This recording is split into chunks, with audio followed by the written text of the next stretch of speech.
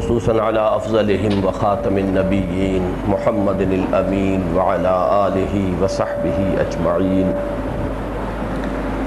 اما بعد فاعوذ باللہ من الشیطان الرجیم بسم اللہ الرحمن الرحیم رب اشرح لی صدری ویسر لی امری واحلل عقدۃ من لسانی یفقہوا قولی۔ اس سلسلے میں سب سے پہلی اطلاع میں آپ حضرات کو یہ دینا چاہتا ہوں کہ میں نے ڈاکٹر تقی الدین صاحب کی موجودگی کو اس نشست میں مناسب نہیں سمجھا، اور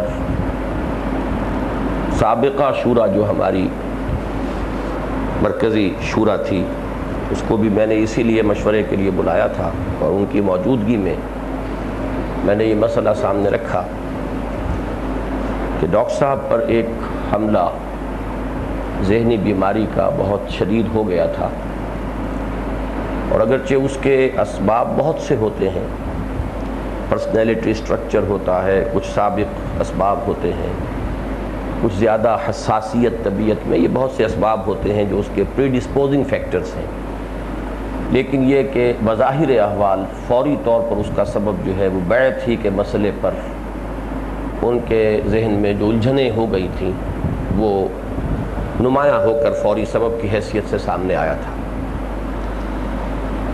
تو اس موقع پر میں نے پھر وہ اندیشہ محسوس کیا کہ ایسا نہ ہو کہ اس پر جب تفصیلی گفتگو ہو ان کے ذہن میں کچھ اور اشکالات اٹھے، پھر وہ جواب اور جواب الجواب سے ان کا جذباتی جو ہے کچھ تاثر ہو، اور پھر کوئی اس قسم کا حادثہ دوبارہ پیش آ جائے۔ اب میری مشکل یہ تھی کہ وہ تنظیم میں شامل ہیں، تنظیم کے اہم ساتھی ہیں، ان کی بات کو بالکل نظر انداز کرنا ممکن نہیں ہے تنظیم کی مصلحتوں کے اعتبار سے، لیکن ان سے اس طرح سے میں بات بھی نہیں کرنا چاہتا، بحث و تمہیس اور رد و قضا، جیسے کہ اگر ان کو ساتھ یہ حادثہ پیش نہ آیا ہوتا تو میں پورے اطمینان کے ساتھ کرتا۔ تو اس کا یہی حل سمجھ میں آیا کہ تقریباً ایک ہمارا اس پر اتفاق رائے ہوا کہ وہ اس نشست میں تو شریک نہیں ہوں گے، البتہ اس کا کیسٹ، بلکہ یہ خاص اس موضوع پر ہمارے صرف اندرون تنظیم اگر کبھی ضرورت پیش آئی تو اسے استعمال کریں گے، اور اس وقت اصلاً اس کی ضرورت ڈاکٹر صاحب کے لیے ہے۔ مسئلہ ان کا اصل میں یہ ہے کہ جہاں تک نتیجے کا تعلق ہے اس میں کوئی کرائسس نہیں ہے، کوئی مسئلہ نہیں ہے، لیکن بسا اوقات ایسا ہوتا ہے کہ آپ ایک نتیجے تک پہنچ رہے ہیں کسی ایک استدلال کی چین کے ذریعے سے، کوئی اور شخص جو ہے اس استدلال کی بعض کڑیوں کو تو غلط سمجھتا ہے، لیکن وہ اسی نتیجے پر پہنچ رہا ہے کسی اور استدلال کی کڑی سے۔ تو اگر نتیجہ ایک ہے تو کوئی جھگڑا نہیں ہے، لیکن اگر وہ استدلال کی کڑیوں کے ضمن میں اختلاف جو ہے الجھ جائے تو اس سے بات جو ہے وہ پیچیدہ ہو سکتی ہے۔ نتیجے میں عملاً کوئی فرق واقع نہیں ہوتا کہ اسے مباح سمجھا جائے یا اس کے بارے میں کوئی اور رائے رکھی جائے، جیسے کہ میں ابھی عرض کروں گا آپ کے سامنے۔ صورت یہ ہے کہ تنظیمی سطح تک جب تک ایک شخص مطمئن ہے کہ یہ حرام نہیں ہے، غلط نہیں ہے، اور وہ اس پر کاربند ہے، اس کو قبول کر رہا ہے، تو کوئی مسئلہ تنظیمی سطح پر نہیں ہے۔ اب یہ بات ہے ایک علمی نوعیت کی کہ اس کے لیے کیا استدلال ان کا ہے، کیا استدلال میرا ہے، پھر اس میں کہاں کہاں ٹکراؤ آتے ہیں۔ جیسے کہ آپ نے بھی محسوس کیا ہوگا کہ جب کراس کوسچننگ ہوئی تو اس سے بھی معاملہ جو ہے وہ میں نے بگڑتے ہوئے محسوس کیا تھا، اور میں نے اس کو روکا تھا کہ بسا اوقات یہ کراس آرگیومنٹ اور کراس کوسچننگ جو ہے وہ بھی آدمی کو جو ہے خام خواہ کو پرپلیکس کر دیتا ہے۔ تو وہ اس چیز پر کہ اقامت دین کی کوئی تعبیر ان کے ذہن میں ہے، وہ فرض نہیں عن المنکر امر بالمعروف کو سمجھ رہے ہیں، تو کوئی نتیجے میں فرق واقع نہیں ہوتا۔ اس کے لیے اس تنظیم کے قیام اور ضرورت پر نتیجتاً اتفاق ہے۔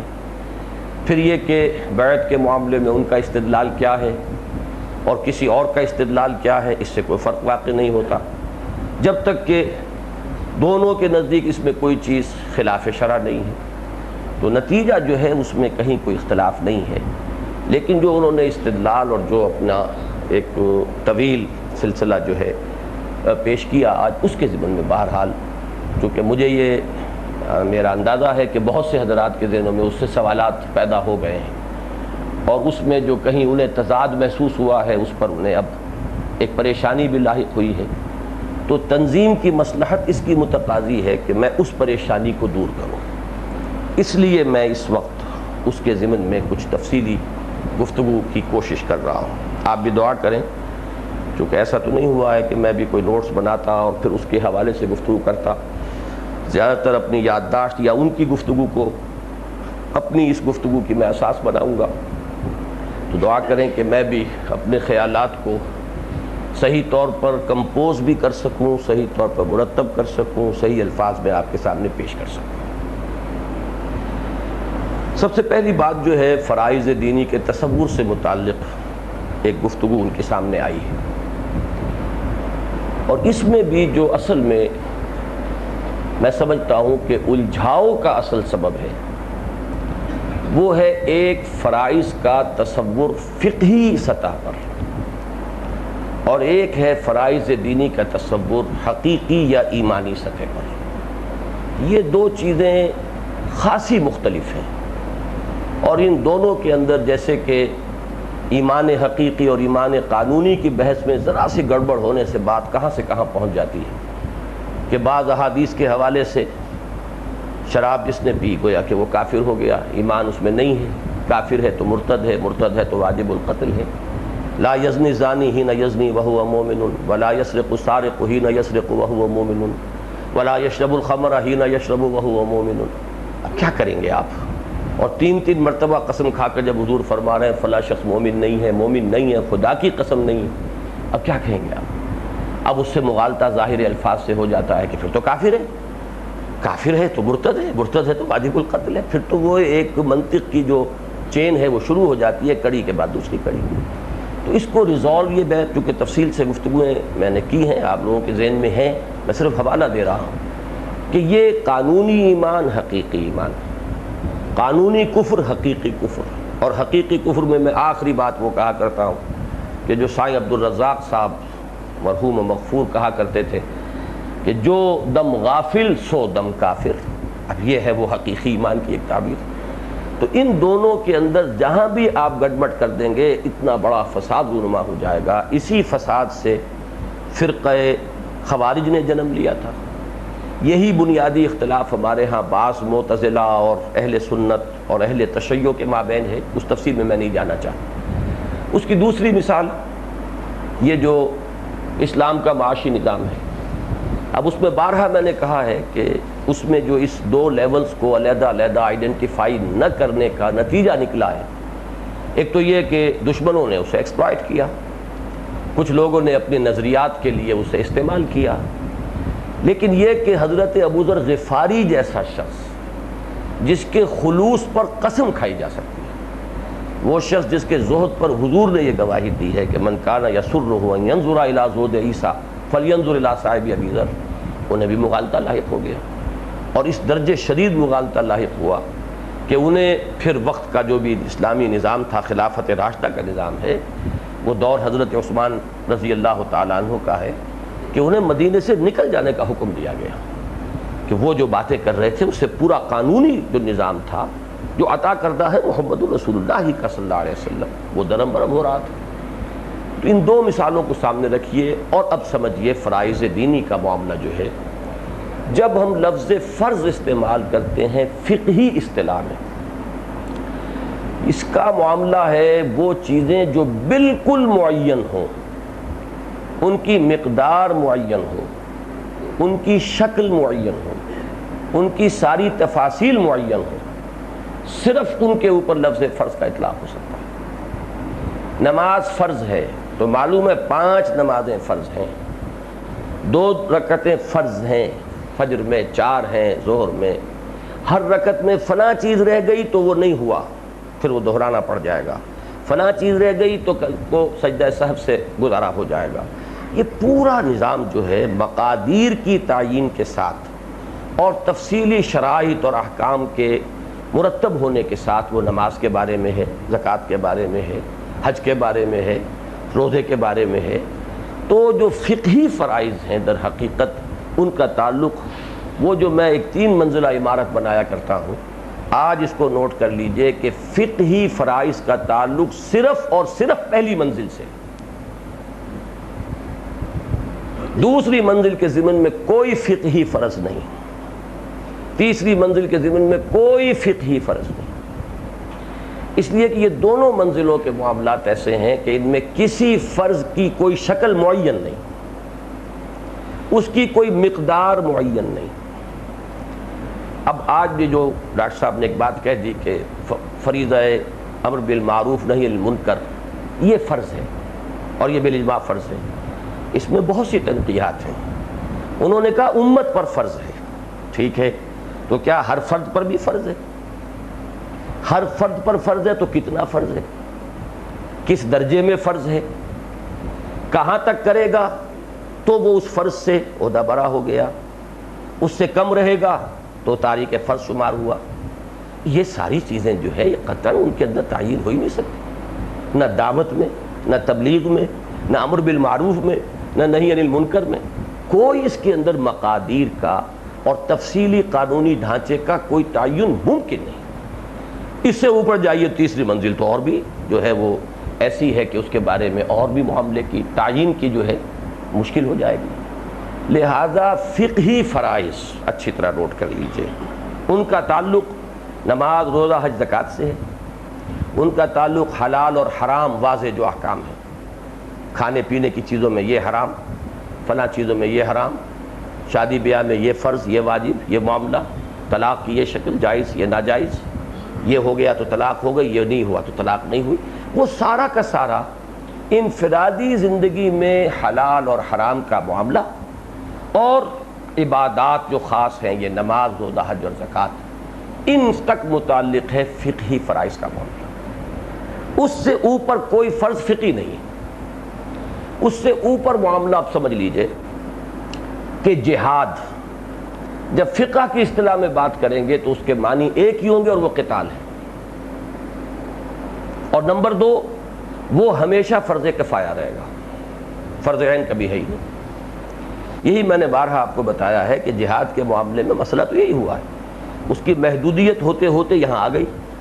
جب ساری چھاپ فقہی بات کی ہے تو فقہ میں تو جہاد کے معنی قتال ہے، ساری اس کی ابواب، بلکہ حدیث کے ابواب میں بھی آپ دیکھیں گے تو وہ یہی بات نظر آئے گی.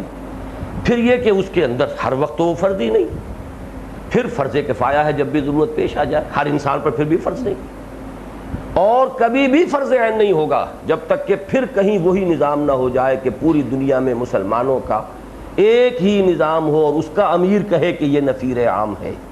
وہ میں بعد میں بتاؤں گا آپ کو کہ وہ جماعت کی جو گریڈیشنز ہیں وہ کیا کیا ہیں. اس وقت تک یہ فرض عین کبھی ہوگا ہی نہیں، اس لیے کہ اس کے لیے تو ضروری ہے کہ وہ عمارت اور وہ جماعت کی ساری شرائط پوری ہوں تو جو حکم دے گا نفیر عام کا تب وہ فرض عین ہوگا، ورنہ وہ فرض کفایہ رہے گا. یہ ہے فقہی معاملہ. اسی طرح فقہ میں ہجرت ختم ہو چکی ہے، لا ہجرت بعد الفتح، وہ ہجرت کے جو لازم ہو، فرض ہو، وہ نہیں ہے. اس لیے کہ فقہ میں ہجرت کے معنی وہی ہیں، اس جگہ کو چھوڑ کر، اپنے وطن کو چھوڑ کر کہیں آ جانا. یہ فرض کب ہوگا؟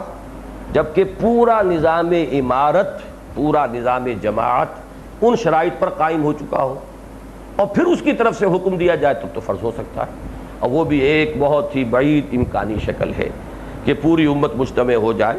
ہے صحیح امکان اس کا، حضرت عیسیٰ علیہ السلام کے نزول کے بعد یہ شکل ہوگی، اور وہ دور جب آئے گا خلافت علی منہاج النبوت کا جو ایک مرتبہ قائم ہو کر رہے گی اس وقت، لیکن وہ ہماری اس وقت کی گفتگو سے، اس کے پورے دائرے سے خارج بات ہے. تو فقہی اور حقیقی فرائض کے مابین اس فرق کو اچھی طرح سمجھ لیجیے. وہ گریڈیشنز جو ہیں فقہ میں ساری گریڈیشنز ہیں. فرض کے بعد واجب، واجب کے بعد سنت مؤکدہ، سنت کے بعد سنت غیر مؤکدہ، پھر نفل، مستحب، مباح، پھر یہ کہ وہاں سے دائرہ شروع ہو جائے گا مکروہ تنزیہی، مکروہ تحریمی، پھر حرام. یہ ساری کیٹیگریز اس لیے قائم کرنی پڑی ہیں کہ کہ جہاں قانون کا مسئلہ ہو وہاں تو واقعتاً بال کی کھال اتارنی پڑتی ہے کہ کون سی چیز کس درجے میں واجب تھی کہ وہ رہ گئی تو وہ کام نہیں ہوا، شرط ہی پوری نہیں ہوئی، اور اگر اس درجے میں ہو گئی تو اگر دوسری کوئی کمیاں اس میں رہ گئی ہیں تو وہ ادا تو ہو گیا فرض۔ اس لیے اچھی طرح نوٹ کر لیجئے کہ فقہی مباحث کا تعلق در حقیقت وہ جو 3 منزلہ عمارت ہماری ہے اس کے کوئی استثناء کسی معاملے میں ہوگا، لیکن اکثر و بیشتر یہ سمجھ لیجئے کہ وہ پہلی منزل سے متعلق ہے۔ دوسری منزل اور تیسری منزل کا تعلق یوں اب تعبیر کا فرق ہے، اسے کہیں کہ وہ ہمارا دین کے لیے دین کی حقیقت کے اعتبار سے فرض ہے یا ہمارا ایمانی فرض ہے۔ میں نے اس کو تعبیر یوں اختیار کی ہے کہ اسلام کے ارکان 5 ہیں، حدیث نبوی میں 5 آئے، حدیث صحیح ہے، متفق علیہ ہے، اس میں کسی شک کی گنجائش نہیں، اب اس میں کوئی کمی بیشی کرنے کا کسی کو حق نہیں تھا قیام قیامت۔ ارکان اسلام وہی 5 رہیں گے، کلمہ شہادت، اس میں یقین بھی شامل نہیں ہے، کلمہ شہادت، نماز، روزہ، حج، زکوٰۃ۔ اب اس کے بعد ایمان حقیقی کے 2 رکن ہیں، ایک یقین دل میں اور دوسرے جہاد عمل میں، یہ اس کے 2 رکن ہیں جو سورہ حجرات کی آیت نمبر 15 کے حوالے سے 2 اور 2 4 کی طرح کی بات سامنے آ جاتی ہے۔ اب جمع کرنا پڑے گا انہیں، اس لیے کہ اسلام عام ہے، ایمان خاص ہے، خاص میں تو عام داخل ہے، اس کے بغیر تو تصور ہی نہیں۔ لہذا ایمان حقیقی کے اگر ہم یوں کہیں تعبیر کے لیے تو 7 رکن ہو گئے، 2 کا تعلق ایمان سے ہے، اقرار باللسان یا کلمہ شہادت اور تصدیق بالقلب، اور 5 چیزوں کا تعلق عمل سے ہے، نماز، روزہ، حج، زکوٰۃ اور جہاد۔ اب جہاد کی 2 منزلیں ہیں، دعوت، تبلیغ، نشر و اشاعت، امر بالمعروف، نہی عن المنکر، شہادت علی الناس، لساناً، قلماً، یہ کیا ہے؟ یہ پہلی منزل ہے۔ دوسری منزل اقامت دین کہہ لیں، تکبیر رب کہہ لیں، حکومت الہیہ کا قیام کہہ لیں، اسے لیظہرہ علی الدین کلہ کہہ لیں، اسے آسمانی بادشاہت زمین کے اوپر نفاذ اس کا کہہ لیں، جو چاہے کہہ لیں۔ ان اصطلاحات کے اندر یہ تو اصول سمجھ لیجئے، ہمیشہ میں نے کہا ہے 2 اصطلاحات کوئی بھی ایگزیکٹلی ہم مانی نہیں ہوتی، 19 20 20 21 کا فرق رہے گا۔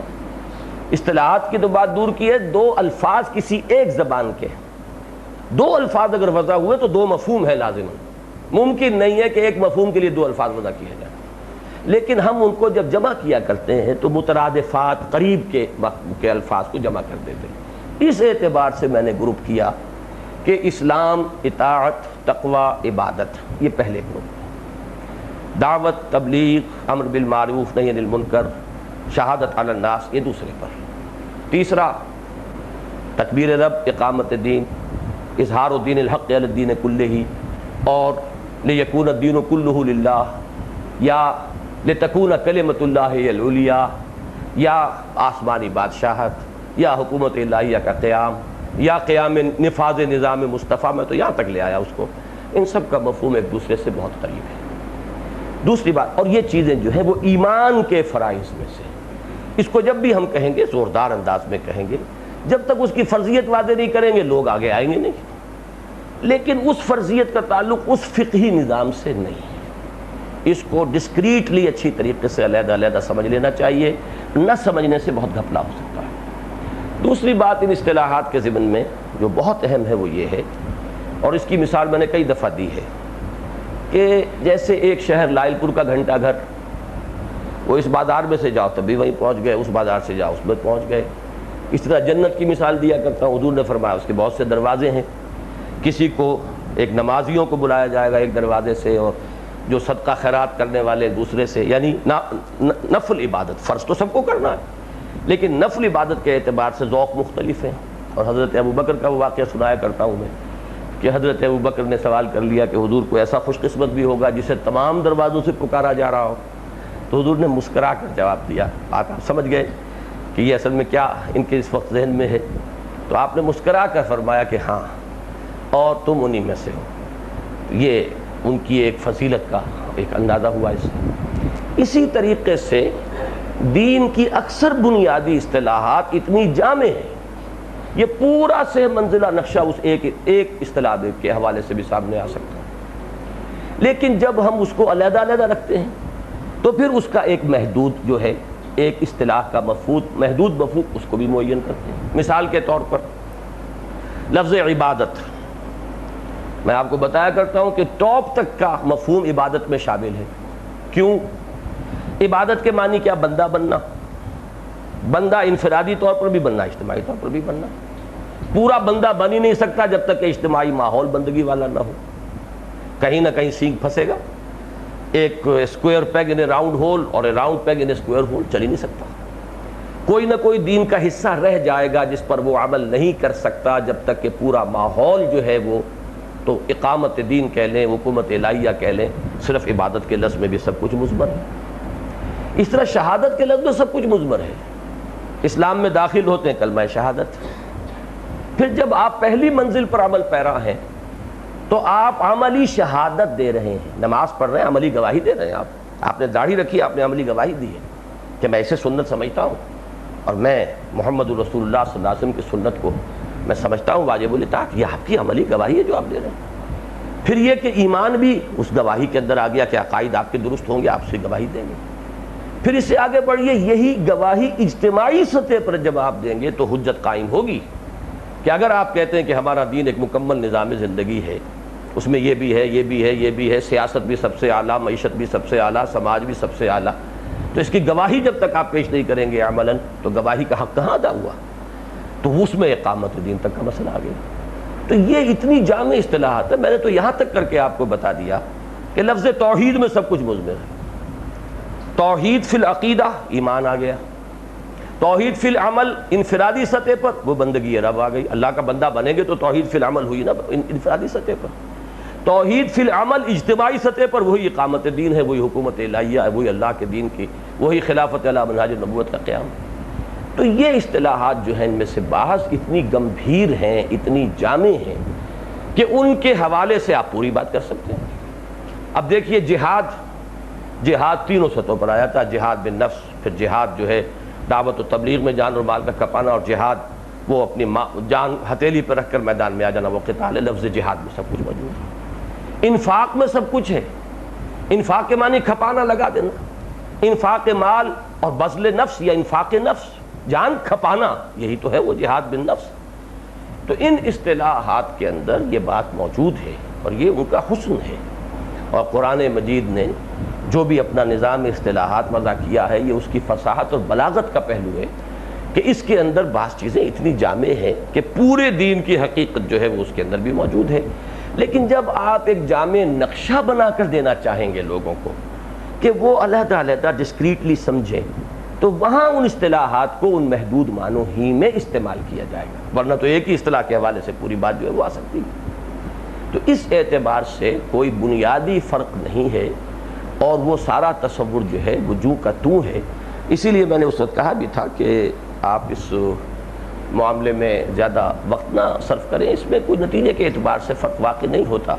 باقی تعبیر جو ہے وہ ہر شخص، ہر مفکر، ہر جو بھی غور و فکر کرنے والا ہے وہ تعبیر تو اپنی انداز اختیار کرتا ہے۔ اس تعبیر میں جماعتی زندگی کا اصل رسول یہی ہے کہ جہاں کوئی میجر کلیش نہ ہو وہاں ہم جمع رہ سکتے ہیں۔ باقی تو دو افراد اللہ نے ایک جیسے نہیں بنائے، دو انسانوں کے انگوٹھوں کے نشان ایک جیسے نہیں بنائے، تو دو افراد کے ذہنوں کی ساخت، مزاج کی ساخت کیسے ایک ہو جائے گی؟ تو وہ کسی بھی ادھر سے ادھر سے ہو کر پہنچ جائیں، لیکن نتائج میں جب متفق ساتھ چلے گی، اس میں کوئی وہ رکاوٹ درمیان میں نہیں آئے گی۔ اسی طرح دیکھیے تبلیغی جماعت پر چونکہ ایک بات آ گئی تھی تو میں اس کے حوالے سے عرض کر دوں کہ میری جو تنقید تھی وہ صرف اتنی نہیں ہے جو انہوں نے بیان کی۔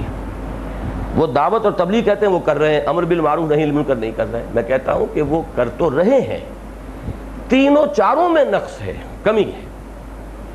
تبلیغ کرتے ہیں تو قرآن کی نہیں کرتے، وہ اپنا جو بھی ان کا ایک نصاب ہے، اپنے خیالات ہیں، 6 نمبر ہیں، وہ سب چیزیں جو ہیں وہ تبلیغ اس کی کرتے ہیں، جبکہ تبلیغ جو ہے اصل جو مطلوب ہے وہ قرآن کی ہے۔ اعلیٰ تبلیغ، تذکیر، انذار، تبشیر، یہ سب جو ہے قرآن ہونا چاہیے۔ تو ان کی تبلیغ اپنے اس مرکز محور سے ہٹی ہوئی ہے۔ اسی طریقے سے دعوت کے 3 لیول ہیں، وہ صرف ایک لیول پر کام کر رہے ہیں، یعنی وہ جو میں نے صبح بیان کیا تھا کہ وہ جو ایک ہے دعوت ایک عوامی سطح پر بالموعظۃ الحسنہ، یہ وہ کر رہے ہیں، لیکن یہ کہ اس سے اوپر کا بالحکمہ کا ان کے پاس ان کے سامنے نقشہ ہی نہیں۔ اور اسی طریقے سے وہ تیسری جو نچلی منزل ہے اس کے لیے بھی ان کا کوئی اہتمام نہیں۔ پھر امر بالمعروف نہی عن المنکر کو انہوں نے پھاڑ دیا ہے۔ امر بالمعروف تو کسی درجے میں وہ کر رہے ہیں، آخر فضائل کی تبلیغ ہے، تلقین ہے۔ وہ اتنے لوگ نماز پڑھنے والے بن گئے، اتنے لوگ داڑھیوں والے بن گئے، اتنے لوگوں کے حلیے درست ہو گئے، خالص شرعی ہو گئے، ہم سے زیادہ شرعی ہو گئے، تو کیا یہ بغیر امر بالمعروف کے ہو گیا؟ لیکن یہ کہ اس میں انہوں نے جو میرا ان پر اعتراض ہے یا میری جو خواہش ہے ان کے بارے میں کہ جو امپرومنٹ وہ کریں، وہ کیا ہے کہ یہ امر بالمعروف اور نہی ان کو جو دو ٹکڑے کر دیا ہے، علیحدہ کر دیا، اس کو یکجا کر دیا۔ تو میری جو تنقید ہے وہ تو ان تینوں کے حوالے سے ہے۔ باقی یہ کہ ایک شخص یہ کہے کہ صاحب میرے اندر تو اتنی استعداد ہے، اب یہ مسئلہ جو ہے ان فرائض کے ضمن میں، اس میں کسی کی فرضیت کا دار و مدار کئی چیزوں پر ہوگا۔ مثلا یہ کہ جہاں تک تو یہ پہلی سطح کے فرائض کا تعلق ہے، اس کا اتنا عام ہے لوگوں کو علم، نماز فرض، روزہ فرض، کہ وہ تو فرض واقعی ہیں ہر شخص کے اوپر۔ باقی فرائض کا جب تک شعور پیدا نہ کیا جائے وہ اس پر فرض نہیں ہوگا، اسے احساس تو ہو کہ ہے، اور اگر وہ نہیں کر رہا ہے تو اس کے جرم کا حصہ ان لوگوں کے کھاتے میں جائے گا جن کے ذمے تھا ان میں شعور پیدا کرنا۔ اس میں اگر شعور نہیں ہوا ہے تو اس کا اس وقت جو ہے وہ تارک فرض نہیں ہو رہا، اسے فرض کا علم بھی نہیں بتایا نہیں گیا۔ پھر یہ کہ اس میں کوانٹٹی کا تعین فی ما بینہ و بین ربہ ہی ہوگا، وہ کتنا سمجھتا ہے میرے اندر استعداد ہے، میں کتنا کام کر سکتا ہوں۔ پھر یہ کہ آیا وہ اسی استعداد کے اوپر ہی ٹکا رہتا ہے اور باقی اپنی ساری توانائیاں دنیا میں صرف کر رہا ہے، یا یہ کہ اس کے اندر یہ احساس ہو گیا ہے کہ میرے اندر استعداد کم ہے تو میں استعداد زیادہ حاصل کروں، طاقت نہیں ہے تو طاقت فراہم کروں۔ ہو صداقت کے لیے جس دل میں مرنے کی تڑپ، پہلے اپنے پیکرے خاکی میں جان پیدا کرے، تو وہ علم نہیں ہے تو علم حاصل کروں۔ جس شخص کو موت آ گئی اس حال میں کہ وہ علم حاصل کر رہا تھا صرف اس لیے کہ اسلام کو زندہ کرے گا، فبینہ و بین النبیین درجۃ واحدۃ فی الجنہ۔ اب یہ چیزیں وہ ہیں جو کسی قانونی اور کسی مقداری حساب کتاب میں نہیں آ سکتی، لہذا اس معاملے میں سارا ہمارا زور کس چیز پر ہے؟ نمبر ایک، ان فرائض کا شعور عام ہو جائے، لوگوں کو معلوم ہو جائے کہ یہ دینی فرائض ہے۔ نمبر دو، ان کے بارے میں ایک جذبہ ابھار دیا جائے کہ ہر شخص اس میں کم پر اکتفا نہ کرے، زیادہ سے زیادہ آگے بڑھے۔ اس سے زیادہ کوئی قانونی ہم کسی کے لیے نہ کوئی معیار بنا سکتے ہیں، نہ کوئی کرائیٹیرین بنا سکتے ہیں، نہ کسی درجے کو ایک معیار بنا کر اس کے حوالے سے اس کی کھچائی کر سکتے ہیں، اس کی باز پرس کر سکتے ہیں، اس پر کوئی فتویٰ عائد کر سکتے نہیں کر سکتے، اس لیے کہ اس فرض کا فرض ہے۔ لیکن یہ فرض جو ان دو اپر لیول سے متعلق ہے، یہ دونوں فرض جو ہیں ان کے بارے میں یہ چیزیں رہیں گی، ان کا شعور کس درجے پیدا ہوا، اس کے بارے میں اس کے اندر جذبہ کتنا ابھرا، اس میں پھر وہ کتنے ایثار اور قربانی کے لیے تیار ہوا، جان اور مال کا اور وقت کا کتنا حصہ وہ اس میں ڈیووٹ کرنے کے لیے آبادہ ہوا۔ اسی اعتبار سے جتنا جتنا آگے بڑھے گا اتنی فرضیت بڑھتی جائے گی، جتنا شعور بڑھے گا اتنی اس کی فرضیت کے اندر اور اضافہ ہو جائے گا۔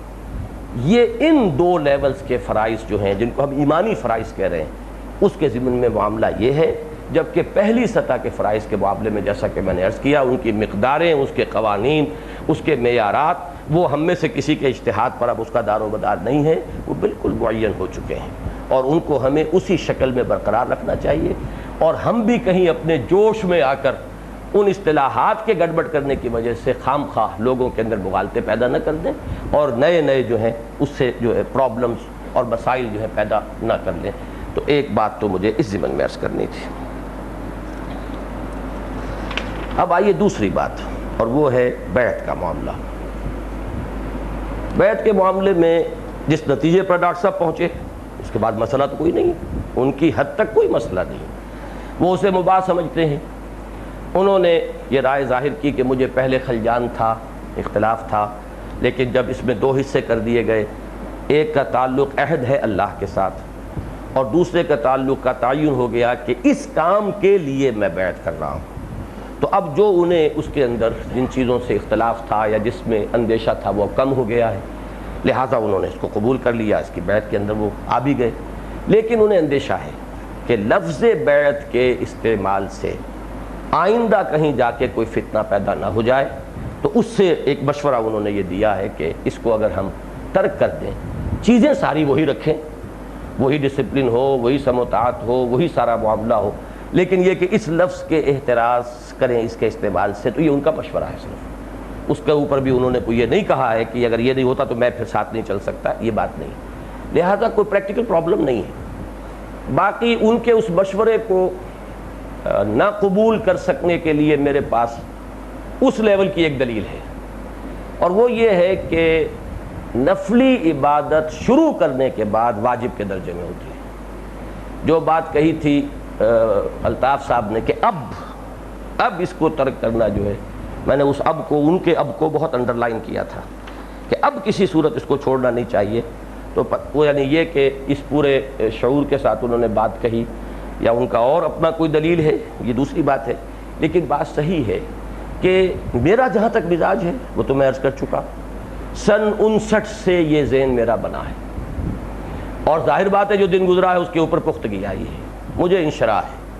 میں نے بڑے بڑے علماء سے بات کر لی ہے، میں نے تمام یہاں بڑے بڑے مفتیان کرام کو جمع کر کے ان کی باتیں سن لی ہیں، میں پوری طرح، مجھے انشراح ہے کہ اس میں ہرگز کوئی قباحت نہیں ہے، اور یہ چیز جو ہے جب مسنون طریقہ ایک چیز کا موجود ہو تو اس مسنون طریقے کو چھوڑ کر کوئی اور طریقہ اختیار کرنا کسی مجبوری میں تو شاید ممکن ہو، لیکن میرے نزدیک ہم کام جو کرنے چلے ہیں اقامت دین کی جد و جہد کا، یا وہ فریضہ امر بالمعروف و نہی عن المنکر، یا فریضہ شہادت علی الناس کو ادا کرنے کا، تو اس میں ہمیں زیادہ سے زیادہ سنت سے قریب تر ہو کر اور اسی طریقے کو اختیار کرتے ہوئے چلنا چاہیے، تو میں تو اس پر پورے طور سے مطمئن ہوں۔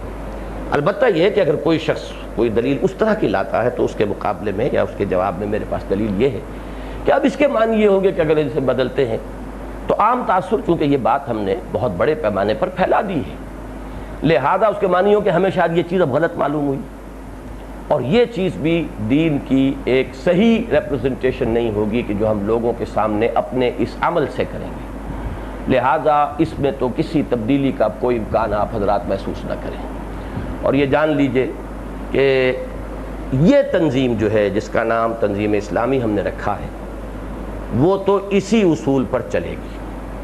اب یہ کہ کس شخص کے اندر اس کے لیے کتنی ذہنی آمادگی ہے، کہاں تک وہ ساتھ چل سکتا ہے، وہ اس کا فیصلہ انڈیویجول ہوگا، وہ اپنا فیصلہ کرے گا جب بھی کرے گا۔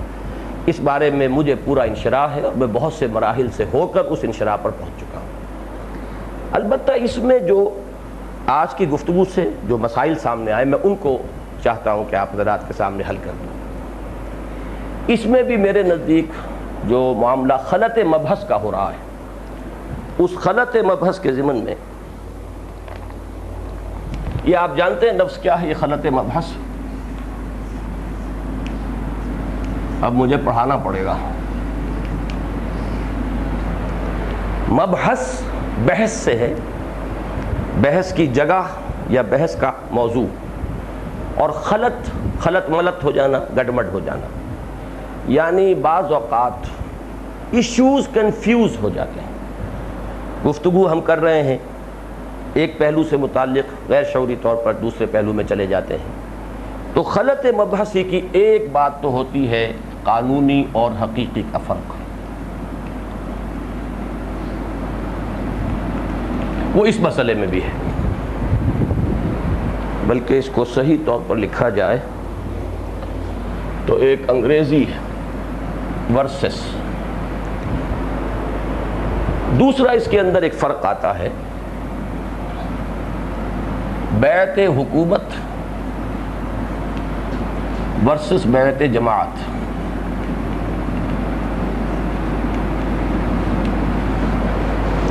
یہ دو چیزیں بالکل جدا ہیں اور ان میں بھی خلط مبحث نہیں ہونا چاہیے۔ مراد کیا ہے؟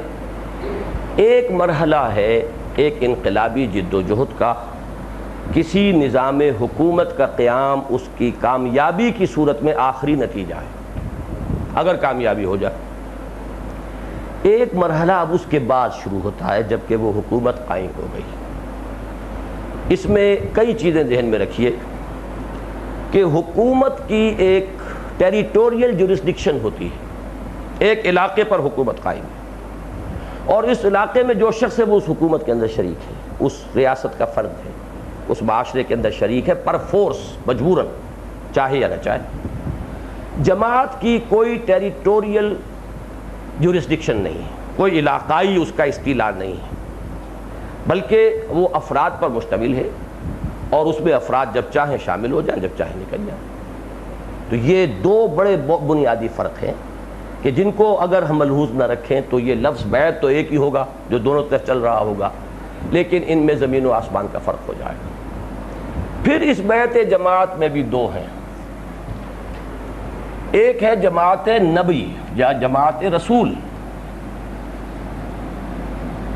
اور ایک ہے جماعت غیر رسول۔ اس کے احکام میں بھی زمین و آسمان کا فرق ہے۔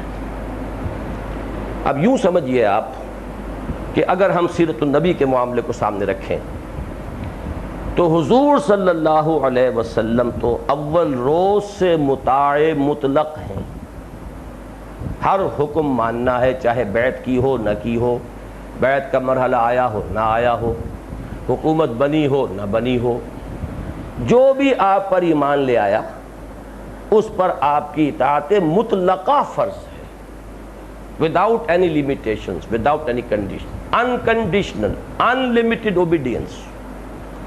لہذا حضور کا جو معاملہ ہے وہ تین مرحلوں میں جائے گا۔ ایک خالص نبی ہونے کی حیثیت سے، کوئی بھی نہ آتے، جماعت بھی نہ بنتی، دو چار ہی آدمی ہوتے، ان کو بھی خیر ہم کہہ سکتے ہیں کہ وہ بھی جماعت ہے، لیکن یہ ہے کہ تب بھی نبی کا بحیثیت نبی، بحیثیت رسول ایک مقام ہے۔ پھر ایک جماعت بن گئی، قافلہ بن گیا، لیکن اسے ابھی کوئی ٹیریٹوریل جورسڈکشن حاصل نہیں ہوئی، کوئی حکومت کہیں قائم نہیں ہوئی۔ اس کو ہم کہہ سکتے ہیں اپنی اصطلاح میں کہ ایک جماعت کے امیر کی حیثیت ہے اس وقت اضافی طور پر۔ پھر اللہ نے کیا کہ ایک حکومت قائم ہو گئی، اب ایک تیسری حیثیت آپ کی ہو گئی، اور وہ یہ ہے کہ آپ اس حکومت کے بھی سربراہ کی حیثیت سے ہوئی۔ تو حضور کے معاملے میں تو غور کرتے ہوئے ان تینوں چیزوں کو علیحدہ علیحدہ ہمیں سمجھنا پڑے گا۔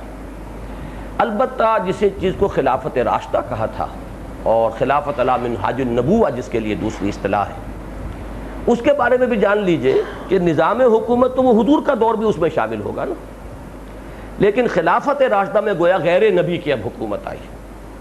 غیر نبی کی حکومت کے بہت سے درجے ہیں جو انہوں نے آج گنوائے اور صحیح گنوائے۔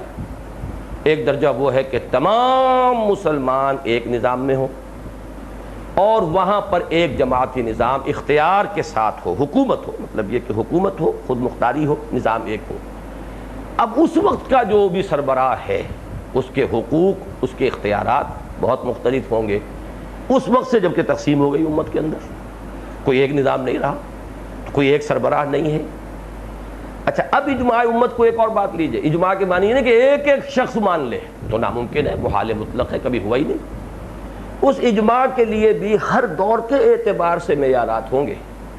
مثلاً یہ کہ اگر قبائلی نظام ہے تو اگر ایلڈرز آف دی کلینز جمع ہو گئے، ان کا اجماع ہو گیا تو اجماع ہو گیا، ایک ایک فرد سے ریفر نہیں کیا جائے گا۔ لیکن اگر نظام ایسا ہو جیسا کہ ہمارا ہے تو کوئی نظام وضع کرنا پڑے گا، چاہے وہ بیلٹ ہی کا سسٹم ہو، اس کا کیا ہم نظام بناتے ہیں حکومت کے لیول پر آ کر، تو ایک درجے میں اگر وہ بیلٹ جو ہے ایک شخص کے حق میں جمع ہو جاتا ہے تو اس کا اجماع شمار ہوگا۔ لہذا اجماع کے معنی بھی یہ نہیں ہے کہ وہ ایک ایک شخص جو ہے وہ جو اس کے اوپر مجتمع ہو گیا ہو اور کوئی اختلاف ہی نہ ہو، اس کے گریڈز ہوں گے۔ ابھی تیسرا اس میں ایک اور مسئلہ آتا ہے،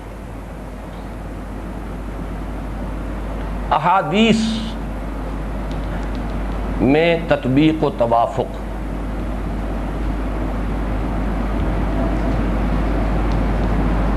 سب سے مشکل کام یہ ہے۔ اب ایک حدیث کو لے کر سارا ہم نے اگر اسی کا تانا بانا بن دیا بہت دور نکل جائیں گے ہم، اور بعض مواقع پر ضل ضلالا بعیدہ کی جو ہے وہ ہمارے اوپر اطلاق ہو جائے گی بات۔ ہمیں بہت سی احادیث کو جو کسی موضوع پر ہیں بظاہر ان میں تضاد نظر آتا ہے۔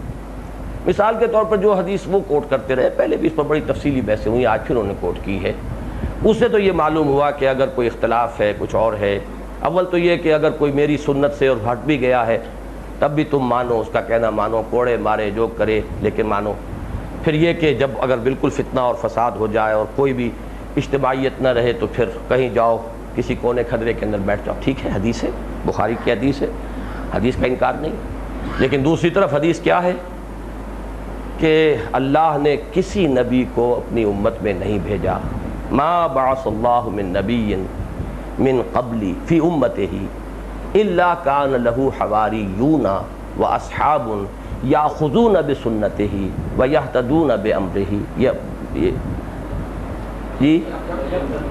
یقتدون بامرہ ثم انہ تخلف من بعدہم خلوف، پھر ان کے بعد ایسے ناخلف لوگ آئے کہ یفعلون ما لا یؤمرون ویقولون ما لا یفعلون، کہ وہ کہتے وہ تھے جو کرتے نہیں تھے، اور کرتے وہ تھے کہ جو جس کا انہیں حکم نہیں ہوا تھا۔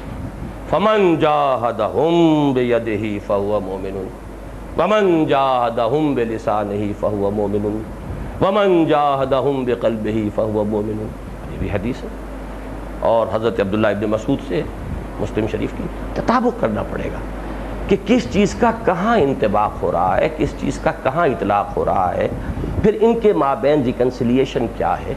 ان تمام چیزوں کو جب تک سامنے نہیں رکھیں گے تو کسی ایک حدیث سے سارے احکام کا استنباط جو ہے وہ ہو سکتا ہے کہ بعض اوقات، میں ہر حدیث کے بارے میں یہ نہیں کہہ رہا ہوں، لیکن بہت سے موضوعات پر بہت سی احادیث ایسی ہیں کہ ان میں سے ایک حدیث کو لے لیا جائے تو پھر یہ کہ بات بہت دور نکل جائے گی اور بہت غلط رخ پر آدمی پڑ جائے گا۔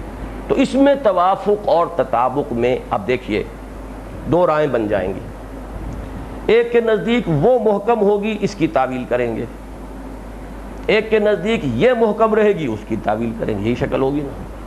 لہٰذا ہمارے ہاں دو مزاج شروع سے بن گئے، ایک مزاج بنا ہے زیادہ تر اہل حدیث حضرات کا، وہ حدیث کے ظاہر کو لیتے ہیں اور اس کی وجہ سے ان کا مزاج یہ ہے کہ کوئی فاسق فاجر کچھ بھی ہو، جب تک کفر بواہ کا حکم نہ دے اس کے خلاف نہیں کھڑے ہو سکتے، بغاوت نہیں۔ ایک مزاج ہے فقہا کا، جن میں سر خیل جو ہیں امام ابو حنیفہ ہے رحمۃ اللہ علیہ، ان کے نزدیک خروج ہو سکتا ہے، فساق و فجار اگر حکمران ہو جائیں، البتہ اس کی شرطیں ہیں کہ اتنی قوت بہم پہنچالی گئی ہو کہ یقینی نظر آئے، یہ نہیں کہ دو چار آدمی جمع کیے اور نعرہ لگایا مروا دیا ان کو، پھر کوئی کھڑا ہوا اس نے 10-15-20 اور آدمی جمع کیے اور نعرہ لگایا ٹکرایا انہیں مروا دیا، یہ نہیں، بلکہ یہ ہے کہ وہ سارے مراحل، یعنی میں یہ اب اپنی تعبیر کر رہا ہوں، وہ سارے مراحل جو ہیں اس درجے میں ہو چکے ہوں، قوت فراہم ہو چکی ہو اتنی مقدار میں کہ اپنی اسیسمنٹ میں کم سے کم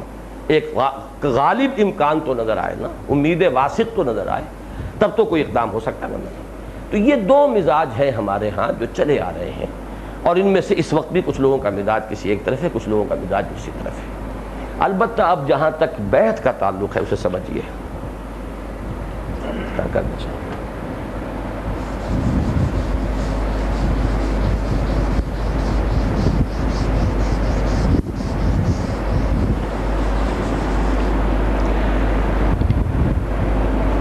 ایک بیعت جو فرض ہے،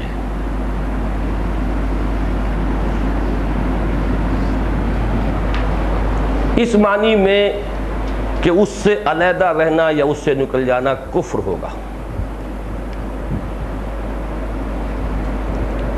وہ بیعت یا صرف نبی کی ہے، وہ لفظی بیعت ہو یا وہ امپلائیڈ بیعت ہو۔ نبی کے لیے تو لفظی بیعت بھی ہونا ضروری نہیں، نبی کی جماعت وہ جماعت ہے جس میں جو شخص داخل ہوتا ہے وہ کفر سے اسلام میں آتا ہے اور نکلتا ہے تو اسلام سے کفر میں جاتا ہے۔ اس کے بعد یہ مسئلہ صرف خلافت راشدہ کا۔ اچھا اب اس میں دیکھیے جو احادیث آتی ہیں، من شذ شذ فی النار، جس نے اطاعت سے بیعت سے اپنا ہاتھ کھینچا وہ اس نے گویا کہ اسلام کا جو حلقہ ہے اپنی گردن سے نکال پھینکا، وہ اس بیعت سے۔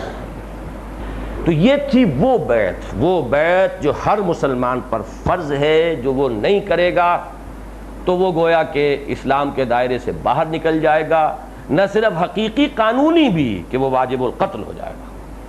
وہ بیعت، وہ فرض بیعت صرف یا نبی کی ہے، چاہے لفظاً ہو چاہے مفہوماً، اور بیعت ہے اس خلافت راشدہ کی، یا تیسرے نمبر پر یہ ہوگی کبھی اگر وہ دور دوبارہ آ گیا کہ پورے عالم اسلام میں پوری امت کی ایک وحدت اور خود مختاری اسلام کا غلبہ ہو جائے، پھر وہ اسی حکم میں آ جائے۔ اس کے بعد درجہ بدرجہ آپ نیچے آئیے۔ اب ایک درجہ ہے کہ اختلاف ہو گیا حضرت علی کے زمانے میں۔ حضرت علی رضی اللہ تعالیٰ عنہ کے زمانے میں جب اختلاف ہو گیا تو یہ جو واقعات آ رہے ہیں احادیث میں، اب اس میں ظاہر بات ہے کہ دو راستے ہیں ہر شخص کے لیے۔ ایک راستہ تو یہ ہے کہ وہ قرآن کی اس آیت پر عمل کرے کہ وَإِن طَائِفَتَانِ مِنَ الْمُؤْمِنِينَ اقْتَتَلُوا فَأَصْلِحُوا بَيْنَهُمَا فَإِن بَغَتْ إِحْدَاهُمَا عَلَى الْأُخْرَى فَقَاتِلُوا الَّتِي تَبْغِي حَتَّى تَفِيَ إِلَىٰ أَمْرِ اللَّهِ، کہ وہ معین کرے پہلے اپنی رائے کہ ان میں سے کون حق پر ہے۔ جب ایک حق پر ہوگا دوسرا باغی شمار ہوگا، پھر وہ اس باغی کے ساتھ جنگ کرے، ان کے ساتھ مل کر جنہیں وہ حق پر سمجھ رہا ہے۔ یہ ایک طرز عمل ہے۔ یہ کس کے لیے فرض ہو جائے گا؟ کہ جس کا واقعتاً انشراح ہو جائے کہ یہ حق پر ہے اور یہ باغی۔ ایک شخص ہے جس کو کہ حضور نے فتنے کی کیفیت میں یہاں تک فرمایا کہ ایک شخص حیران ہو جائے گا، سمجھ میں نہیں آئے گا کسے حق پر کہوں کسے باطل کہوں۔ ایک ایسی فتنے کی فضا کہ جس میں گڑبڑ ہو جاتا معاملہ، مشتبہ ہو جاتا معاملہ، اس میں اس کے لیے جواز ہوگا کہ وہ کسی کی بیعت نہ کرے۔ صحابہ میں سے بعض نے یہ شکل اختیار کی کہ انہوں نے نہ حضرت علی کا ساتھ دیا، نہ حضرت عائشہ اور طلحہ اور زبیر اور حضرت معاویہ رضی اللہ تعالی عنہم ان کا ساتھ دیا، وہ نیوٹرل ہو گئے۔ ان کو بھی ہم مطعون نہیں کریں گے، اس لیے کہ یہ مسئلہ جیسا کہ میں نے عرض کیا اب اس طرح کا ہو گیا ہے کہ وَلَٰكُنْ شُبِّهَ لَهُمْ، اب مسئلہ جو ہے گڑبڑ ہے، مشتبہ ہے، بات سمجھ میں نہیں آ رہی۔ یہ فتنے والوں کو آپ دیجئے داد تحسین کہ انہوں نے فتنہ ایسا اٹھایا ہے کہ اس طریقے کا گھپلہ ایسا کریٹ ہو گیا ہے، ایسا ایک کنفیوژن پیدا ہو گیا ہے کہ باوجود کمال خلوص ایک شخص فیصلہ نہیں کر پا رہا، تو اب کیا کریں؟ لہذا ایسا شخص اگر کسی کی بیعت نہ کرے تو اس کو ہم مطعون نہیں کریں گے، اور اگر کسی شخص کی رائے یہ بن جائے کہ ان میں سے یہ حق پر ہیں دوسرے غلط ہیں، تو پھر ان کا وہ طرز عمل ہوگا کہ جو سورہ حجرات کی اس آیت کے اندر آیا۔ اس کے بعد درجہ بدرجہ آپ چلتے جائیے، اس کے احکام بدلتے جائیں گے اب۔ لہٰذا وہ ساری گفتگو جو کی ہے اصل میں ڈاکٹر صاحب نے آج، وہ حکومت کی بیعت سے متعلق ہے، اس لیے کہ ساری فقہ مرتب ہوئی ہے، اور ساری احادیث جب احادیث فقہی انداز میں مرتب ہوئیں تو اس میں پیش نظر وہ ماحول تھا بالفعل جو قائم ہو چکا تھا، اور وہ حکومت کا نظام تھا۔ اس میں کوئی گفتگو اس جماعتی بیعت کی نہیں ہو رہی ہے، وہ کہ جب کہ بالکل نظام درہم برہم ہو گیا، اسلام کا قصر بالکل زمیں بوس ہو گیا، ساری عمارت جو ہے وہ گر گئی، اب اثر نو اس کو چلانے کا اور بنانے کا اور محنت کرنے کا مسئلہ ہے، تو اس معاملے میں اب کیا ہوگا، اب اس کو سمجھیے۔ اس میں اب یہ ہے جیسا کہ میں نے عرض کیا، پہلے تو جو جاگ جائیں گے ان کے ذمہ ہوگا دوسروں کو جگانا، جاگو اور جگاؤ، وَلْتَكُمْ مِنْكُمْ أُمَّةٌ کی ایک شکل اختیار کرو۔ لیکن اب جو وہ جماعت بنیں گے تو وہ جماعت ہوں گے، الجماعت نہیں ہوں گے۔ یہ ایک چھوٹا سا پیرا ہے ہماری قرارداد تاسیس کے جو ہے وضاحت کے آخر میں، الجماعت نہیں۔ الجماعت وہ جس میں رہنا فرض، جس سے نکلنا اسلام سے کفر میں جانا، یہ جماعتیں بنیں گی، یہ الجماعت نہیں ہوگی۔ اس میں جو شخص چاہے داخل ہو، اس میں داخلے کی بھی شرط کیا ہوگی، جیسا کہ میں ہمیشہ بیان کرتا رہا ہوں کہ انہیں اسے اطمینان ہو جائے کہ یہ کام ٹھیک ہے اور طریقہ کار صحیح ہے، اور یہ شخص میں اس پر اعتماد کر سکتا ہوں، جہاں تک اس کا علم اور اس کا فہم ساتھ دے۔ یہ تین کام اگر ہو گئے ہیں تو اس شخص کے اوپر بیعت فرض ہو جائے گی۔ یہاں میں اب لفظ فرض استعمال کر رہا ہوں۔ جس شخص کو یہ معلوم ہو چکا کہ اقامت دین کی جد و جہد فرض ہے، جسے یہ معلوم ہو چکا عقلاً نقلاً کہ اس کے لیے جماعت لازم ہے، اس کے لیے اس جماعت میں شامل ہونا لازم ہے۔ میرا خیال ہے میں نے وہ جملہ جو ہے ذرا قبل از وقت کہہ دیا، ابھی صرف التزام جماعت تک بات رکھیے کہ یہاں ایسے شخص کے لیے جماعت میں، اس جماعت میں شامل ہونا فرض ہو جائے گا۔ سب کے لیے فرض نہیں ہے یہ، وہ فرض وہ فقہی فرض نہیں ہے، یہ فرض وہ ہے کہ جو اوپر کے دو لیولز کے ضمن میں فرض کا ایک تصور میں نے پیش کیا ہے، لیکن لفظ فرض ہم نہیں کہیں گے تو اس کی اہمیت بالکل واضح نہیں ہوگی، پھر وہ نفل کے درجے میں رہ جائے گا، پھر اس کے لیے کوئی جذبہ اندر سے ابھرے گا نہیں۔ لہذا اس احتیاط کے ساتھ کہ وہ جماعت ہے، اس میں شامل ہونا آپشنل ہے، اس سے نکلنے کا دروازہ بھی ہر وقت کھلا ہوا ہے، اس میں شامل ہونے کا مطلب یہ نہیں کہ اس کفر سے اسلام میں آ رہے ہیں، اس سے نکلنے کا یہ مفہوم نہیں کہ اسلام سے کفر میں جا رہے ہیں۔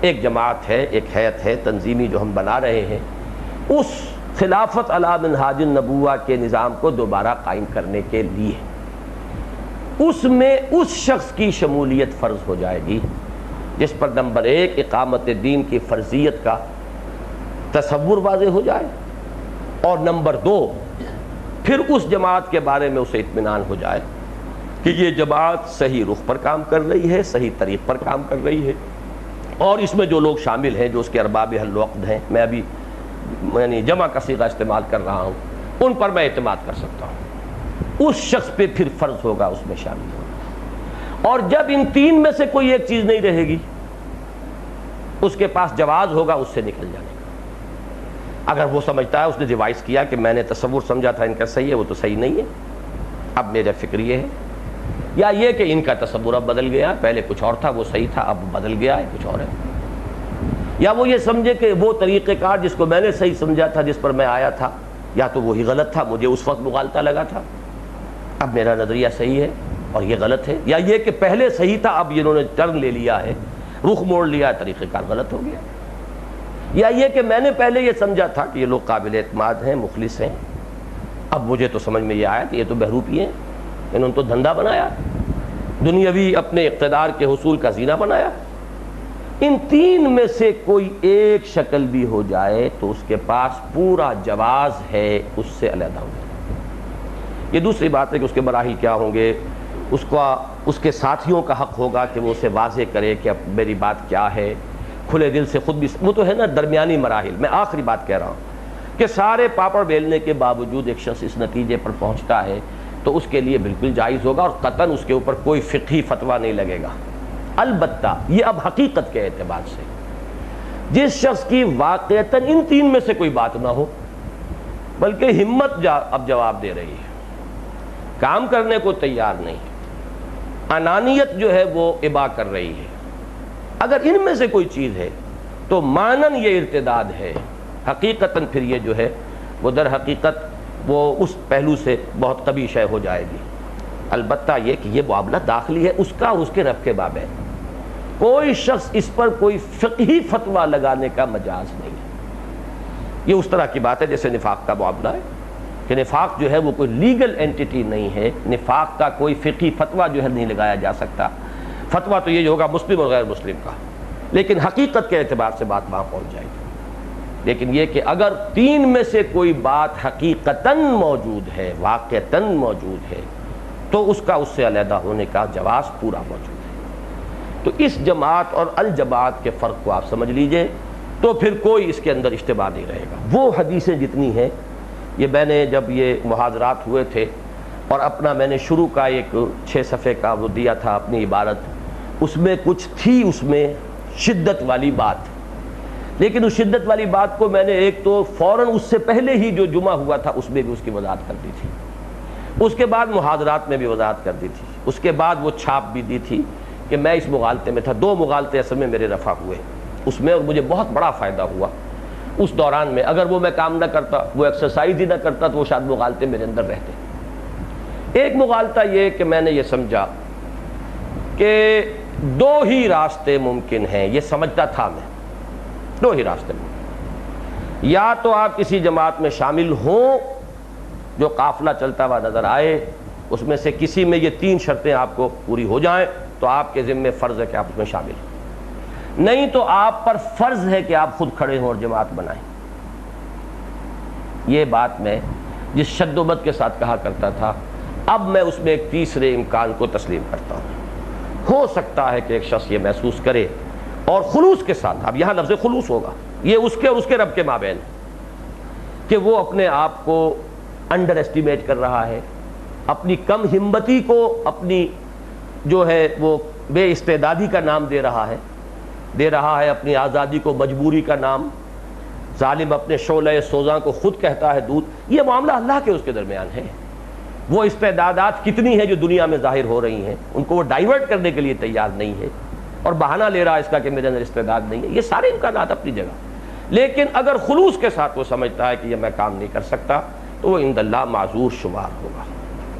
لہذا یہ ایک تیسری شکل بھی ہوگی کہ کسی بھی جماعت میں جو ان احادیث میں آئی ہے، جو اس حدیث میں جو کہ ڈاکٹر صاحب نے بیان کی، اس کے حوالے سے یہ تیسری شکل جو ہے اس کو بھی اب ذکر کر دیا جانا چاہیے کہ ممکن ہے کہ ایسا ہو، لیکن جو عزیمت کے راستے ہوں گے وہی یہ 2 ہیں کہ یا تو آپ کسی جماعت میں شامل ہوں، دیکھیں کہ ہیں اختلافات لیکن اتنے نہیں ہیں، اور میں بحیثیت مجموعی اس کے ساتھ چل سکتا ہوں، بحیثیت مجموعی اتفاق ہے، بحیثیت مجموعی اعتماد ہے، تو پھر یہ کہ اس میں شامل ہوں لازماً، اور اگر نہیں تو پھر کھڑے ہوں۔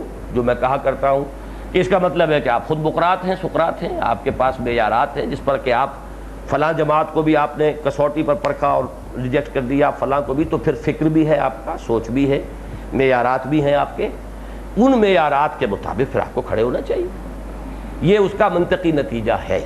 لیکن ایک تیسری درمیانی شکل کو، جیسے کہ میں وہ سورہ حجرات کی آیت کے ضمن میں کہا کرتا ہوں کہ ایک درمیانی شکل وہ بھی ہے کہ دل میں نہ ایمان نہ نفاق، دل میں خلا، تو ایک تیسری شکل کو اگر ہم نہ پہچانیں تو بھی وہ بہت سے پرابلمس پیدا ہو جاتے ہیں۔ اسی طریقے سے یہاں بھی اس تیسری شکل کو جو ہے سمجھ لینا چاہیے۔ اور دوسری بات جو مولانا حامد میاں صاحب کی طرف سے آئی تھی، اور وہ یہ تھی کہ آپ کہتے ہیں یہ بیعت فرض ہے، وہ جو حدیث ہے کہ جو شخص مرا اس حال میں کہ من مات ولم یکن فی عنقہ بیعۃ فقد مات میتۃ الجاہلیہ، جو شخص مرا اس حال میں کہ اس کی گردن میں بیعت کا قلادہ نہیں تھا تو وہ تو جاہلیت کی موت مرا۔ اب آپ کو معلوم ہے کہ اس حدیث کو عموم پر لیا جائے تو بہت سخت ہے، جس نے بیعت کی نہیں۔ اسی کی وجہ سے بیعت ارشاد کو لوگوں نے اپنے لیے ایک اطمینان کا ذریعہ بنایا، بھائی ہم نے تو بیعت کی ہوئی ہے، اس حدیث کا ہم پر اطلاق نہیں ہوتا ہم نے فلاں بزرگ سے بیعت کی ہوئی، ہم نے فلاں سے کی ہوئی ہے۔ وہ ایک قائم مقام، جب کوئی وہ جماعتی یا حکومتی نظم نہیں تھا تو قائم مقام ایک وہ تصوف کا نظام اور ان کی آپس کی ان کی جو بیعت کا نظام ہے وہ کسی درجے میں اس کا قائم مقام ان کے نزدیک بن گیا۔ تو میں نے اسی لیے اس وقت کہا تھا کہ اہل حدیث حضرات تو اس بیعت کے تو سرے سے قائل ہی نہیں، تو ان کے لیے مسئلہ بہت مشکل ہے۔ یہ حدیث ہے اور حدیث مسلم شریف کی ہے، بیعت ارشاد کے وہ قائل ہی نہیں، تو پھر اس پر عمل کہاں ہو رہا ہے؟ اس کو میں نے زور کے ساتھ کہا تھا۔ مولانا حامد میاں صاحب نے مجھے بلا کر کہا کہ یہ بات تو آپ نے سخت کی ہے، کہی ہے، ہمارے تو بہت سے اکابر ہیں جنہوں نے نہ بیعت کی نہ بیعت لی، تو اس کا اب کیا حکم ہوگا؟ تو یہ تو عثمانی میں نہیں ہے۔ خیر ان کی جو رائے آئی اس کو میں نے لکھا بھی ہے میثاق میں، وہ کتابی شکل میں بھی ساری چیزیں آ رہی ہیں تاکہ آپ حضرات کے سامنے، میثاق کے پرانے فائل تلاش کرنے تو مشکل ہیں، اب تقریباً 650 صفحے کی ایک کتاب ان موضوعات پر آ رہی ہے۔ علماء سے جو میری گفتگویں ہوئی تھی اور جو بھی تبادلہ خیالات وغیرہ، خیر وہ میں عرض کر رہا تھا کہ میں نے لکھا کہ اگرچہ کسی چیز کا عدم ذکر اس کے عدم وجود کو مستلزم نہیں، اب یہ مولویانہ زبان ہے، یہ منطقیانہ مولویانہ زبان ہے، آپ حضرات کو سمجھانی پڑے گی کہ کسی شے کا عدم ذکر اس کے عدم وجود کو مستلزم نہیں ہے، یعنی ایک چیز کا ذکر نہ ہونا اس سے یہ ثابت نہیں ہوتا کہ وہ ہے ہی نہیں، ممکن ہے ہو اور ذکر میں نہ آئی ہو، ممکن ہے جن اکابر کے بارے میں ان کا خیال ہے کہ انہوں نے نہ بیعت لی نہ بیعت کی تو انہوں نے بیعت کی ہو انہیں نہ بتایا۔ اس کی ایک مثال میں نے دی ہے کہ مولانا معین الدین اجمیری رحمۃ اللہ علیہ کہ جو رکاوٹ بنے اس وقت مولانا ابوالکلام آزاد کی بیعت کے، ان کے بارے میں مولانا منتخب الحق صاحب نے مجھے بتایا کہ ان کی جو لائبریری تھی اس کا میں انچارج تھا، ایک الماری ایسی تھی اس کی چابی وہ مجھے بھی نہیں دیتے تھے، جب کبھی بھی ظاہر بات ہے کہ دھوپ دکھانا، کتابوں کو دیمک ویمک سے بچانا، اس کی تو سروسنگ ہوتی رہتی ہے انٹرولز کے اوپر، تو جب اس الماری کی باری آتی تو خود کرتے تھے، اتفاق ہے۔ اور تھا وہ رہتے تھے، یہ بھی نوٹ کیجیے، قبرستان میں رہتے تھے۔ قبرستان میں ایک معمولی سا مکان تھا، بہت درویش آدمی، بہت بڑے منطقی، بہت بڑے فلسفی، بہت بڑے عالم، اس میں کوئی شک نہیں، وہ رہتے تھے قبرستان میں۔ اب وہ کہتے ہیں کہ ہم دیکھتے تھے کبھی کبھی ان کے پاس ولایتی لوگ آتے ہیں۔ ولایتی کی اصطلاح اصل میں اس زمانے میں تھی افغانیوں کے لیے، وہ ولایت تھا، اب تو ولایت پھر بعد میں یورپ بن گیا، پہلے ہندوستان کا ولایت کیا تھا؟ افغانستان۔ تو ولایتی لوگ آیا کرتے تھے اور ان کے پاس ٹھہرتے تھے، خیر لیکن ہمیں نہیں معلوم تھا، کبھی انہوں نے ہمیں شریک نہیں کیا ان گفتگوؤں میں، ان مجالس میں۔ تو ایک دفعہ کوئی اتفاق یہ ہوا کہ اس الماری کی چابی میرے ہاتھ آ گئی، اس میں وہ رجسٹر رکھے ہوئے تھے کہ جن میں ان کے نام اور پتے درج تھے جو ان سے بیعت جہاد میں منسلک تھے۔ معلوم ہوا کہ وہ اپنے طور پر، ظاہر بات ہے انگریز کا دور تھا، اوپن کھلم کھلا بیعت انہوں نے، یہ ریشمی رومال کی تحریک بھی تو خفیہ چل رہی تھی، تو پکڑی گئی، تشتش بام ہو گئی۔ تو میں یہ کہہ رہا ہوں کہ یہ واقعہ نہ ہوتا تو کون کہہ سکتا ہے کہ مولانا معین الدین اجمیری نے بیعت کی تھی، اور یہ کام انہوں نے بغیر بیعت کے کر لیا، بیعت مبایعین کے نام اور پتے ودرج۔ تو کسی چیز کا عدم ذکر اس کے عدم وجود پر کو مستلزم نہیں، پہلی دلیل تو یہ ہے کہ انہوں نے مانی۔ لیکن دوسرا میں نے کہا کہ ٹھیک ہے، اس حدیث کو ہم قانوناً تو اسی پر رکھیں گے جو بیعت فرض ہے، لیکن تشویق اور ترغیب کے درجے میں اس حدیث کو اس دوسری بیعت کے لیے بھی استعمال کریں گے۔ تو مولانا حامد میاں صاحب نے فرمایا یہ موقف صحیح ہے، بیعت جماعت کے لیے بھی ترغیب و تشویق میں اس حدیث کا حوالہ دیا جا سکتا ہے، لیکن اس کا قانونی اور فقہی جو ہے انداز اختیار کر کے اس کے بنا پر کوئی فتویٰ نہیں دے دیا جائے۔ تو یہ سارے جو ہیں ان وادیوں میں سے میں گزر چکا ہوں، اور میں نے ان چیزوں پر، اسی لیے میں کہتا ہوں کہ مجھے مکمل انشراح ہے، ان تمام چیزوں کو چھان پھٹک لیا ہے، اس میں جہاں ترمیم کی ضرورت محسوس ہوئی وہ ترمیم بھی میں نے کی ہے۔ میں نے اپنے فکر کے اندر بھی، اور جیسے میں ہمیشہ کہتا ہوں کہ I am always open to correction, اس میں جو بھی ہو مجھے کنونس کریں۔ بہرحال اب یہ سمجھیے کہ بیعت جماعت کے لیے کیا ارادہ ہے؟ عشاء کے بعد ہی میرا خیال اب ٹھیک ہے، ٹھیک ہے، اب آپ وضو وغیرہ جنہیں کرنی ہے وضو کریں، عشاء کے بعد تشریف لے آئیں۔ جیسا کہ میں نے عرض کیا تھا، میرے سامنے کوئی دوست نہیں تھے، اس لیے اب تک جو بحث میں مکمل کر رہا ہوں اس میں چند لیکیونی، چند خلا رہ گئے تھے، انہیں میں پہلے پر کر لینا چاہتا۔ پہلی بات، موعود یا مقصود حکومت الہیہ کا قیام، ان میں سے وہ کس درجے میں ہے؟ جو بات ڈاکٹر صاحب نے فرمائی ہے وہ بہت صحیح ہے، اگرچہ اس کی جو تعبیر انہوں نے کی ہے اس سے مجھے اختلاف ہے۔ میں اس کی تعبیر جس انداز میں کرتا ہوں وہ یہ ہے کہ نصب العین تو صرف رضائے الہی کا حصول اور نجات اخروی کا حصول ہے۔ نصب العین کے درجے میں کسی اور شے کو لے آنا فکر کی کجی ہے، اور یہ کجی رہی ہے بعض تحریکوں میں، اور اس سے اس کے بڑے نتائج نکلے۔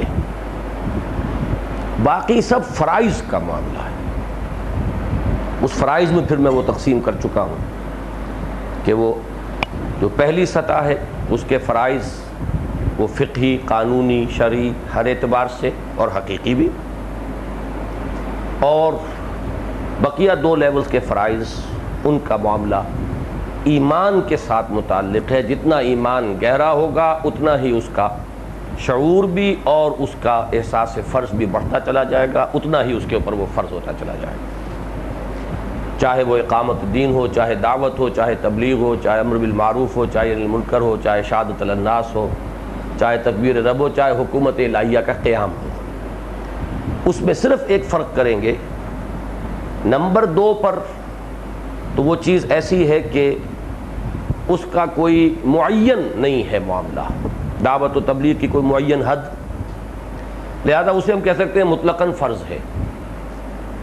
البتہ حکومت الہیہ ایک معین شکل ہے، اس تک پہنچ جانا فرض نہیں ہے، اس کی جد و جہد کرتے رہنا فرض ہے۔ وہاں ہم جا کر اقامت دین کا لفظ جب استعمال کرتے ہیں تو ایک محدود سینس میں کرتے ہیں، اس میں کوئی شک نہیں کہ وہاں یہ اصطلاح جو ہے اس پورے نظام کا، اس حاکمانہ ہیئت کا بالفعل اللہ کے لیے خالص ہو جانا، وَيَكُونَ الدِّينُ كُلُّهُ لِلَّهِ، یہ اس کی آخری شکل ہے۔ اس تک پہنچنے کا دار و مدار بہت سے ایسے اسباب و وسائل پر ہے کہ جن پر ہمیں قدرت حاصل نہیں، لہذا تکلیف مالا یطاق ہو جائے گا اگر یہ کہا جائے کہ وہ فرض ہے۔ اس کی جد و جہد کرتے رہنا فرض ہے، وہ فرض نہیں ہے کر دینا، اور تمام انبیاء اور رسل نے اس کی جد و جہد کی ہے۔ یہ دوسری بات ہے کہ حالات اور ماحول کے ریسپانسز کی وجہ سے وہ کہاں تک جا سکیں، اس کا سارا دار و مدار حالات پر ہے، ماحول پر ہے، ریسپانس پر ہے۔ ان کی نہ کوشش میں کوئی کمی ہے، نہ ان کی شخصیتوں میں معاذ اللہ کوئی کمی کا کوئی سوال ہے، وہ سارا معاملہ ہے ماحول کا، اس کے ریسپانس کا۔ لیکن سب کی کا ہدف یہی تھا، سب اسی رخ پر چل رہے تھے، یہ ہمیشہ سے فرض رہا ہے۔ لیکن یہ کہ اس فرض کا بالفعل اس آخری تکمیلی شکل میں رونما ہو جانا، یہ ظاہر بات ہے کہ سوائے اللہ تعالیٰ کی قدرت کے اور اختیار کے کسی کے بھی ہاتھ میں نہیں۔ یہ میرے خیال میں کہ بات کو بالکل واضح کر دیتا ہے کہ بات تقریباً وہی ہے، لیکن یہ کہ اس میں تعبیر کا فرق ہوتا ہے موعود اور مقصود میں۔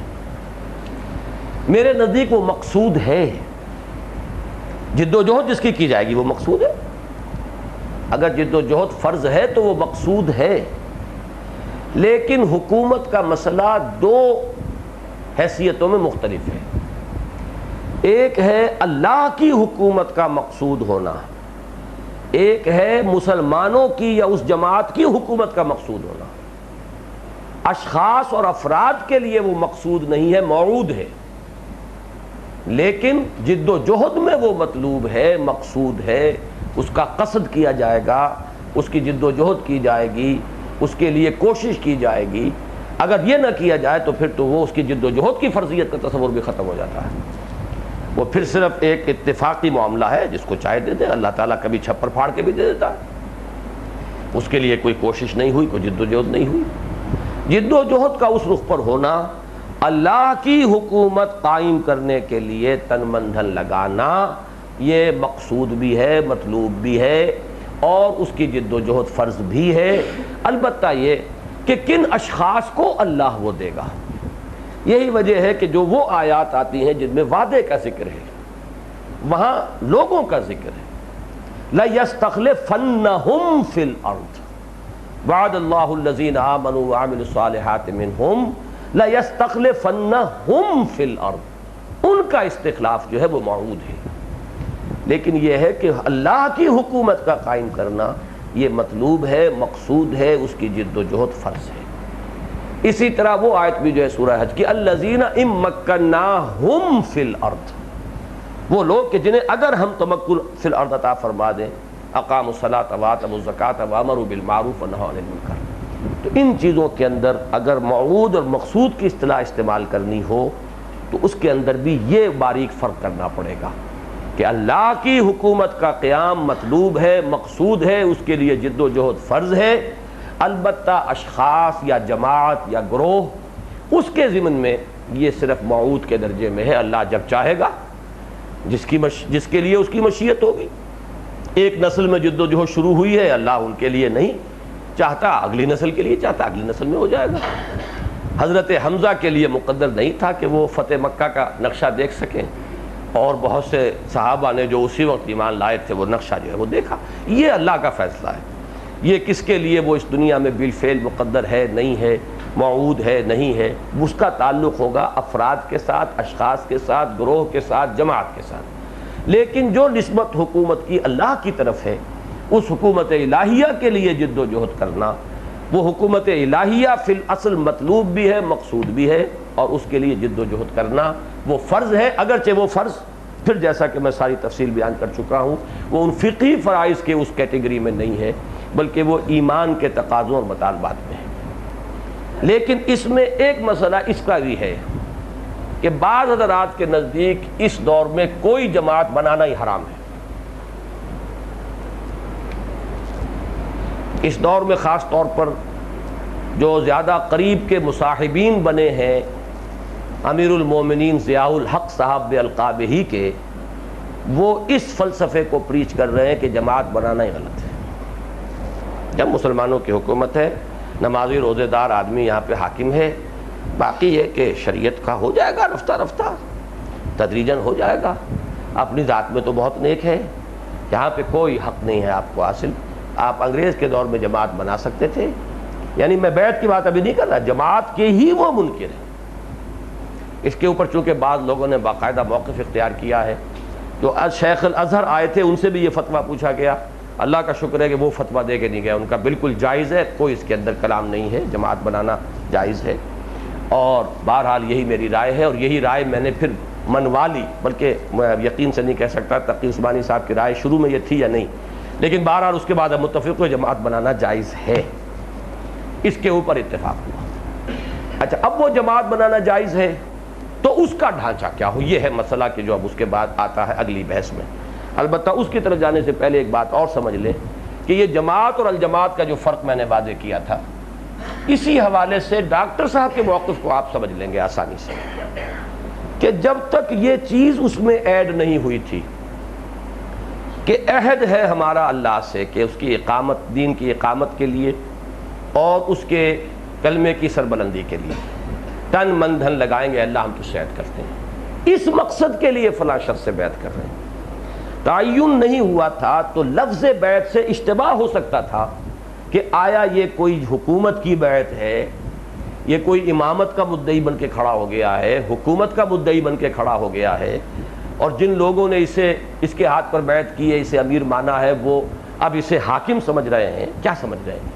وہ اشتباہ کی چونکہ اس میں گنجائش ہے، لہذا ہمارے جو موجودہ الفاظ ہیں اس میں چونکہ کلیئر ہو گیا کہ یہ در حقیقت اس کے لیے ہے، ایک جماعت سازی کے لیے ایک بیعت ہم کر رہے ہیں. تو یہاں آ کر ان کے موقف کے اندر ایک نرمی پیدا ہوئی اور انہوں نے اس کو قابل قبول اپنے لیے سمجھا ہے. تو یہ میں ان کی بات کو سمجھا رہا ہوں کہ آپ اس کی بھی اصل بنیاد کو سمجھ لیں کہ اس سے کیا فرق واقع ہوا. اگرچہ ہمارے نزدیک تو پہلے سے بھی یہی ہے، میرے نزدیک یہی ہے، لیکن یہ کہ تعین کے بغیر اشتباہ کا امکان رہتا ہے.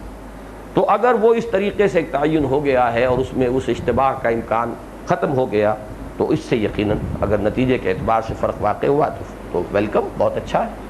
اگر ان کے دل کی خلش اس سے رفع ہو گئی، اب ہم اس کو مٹائیے.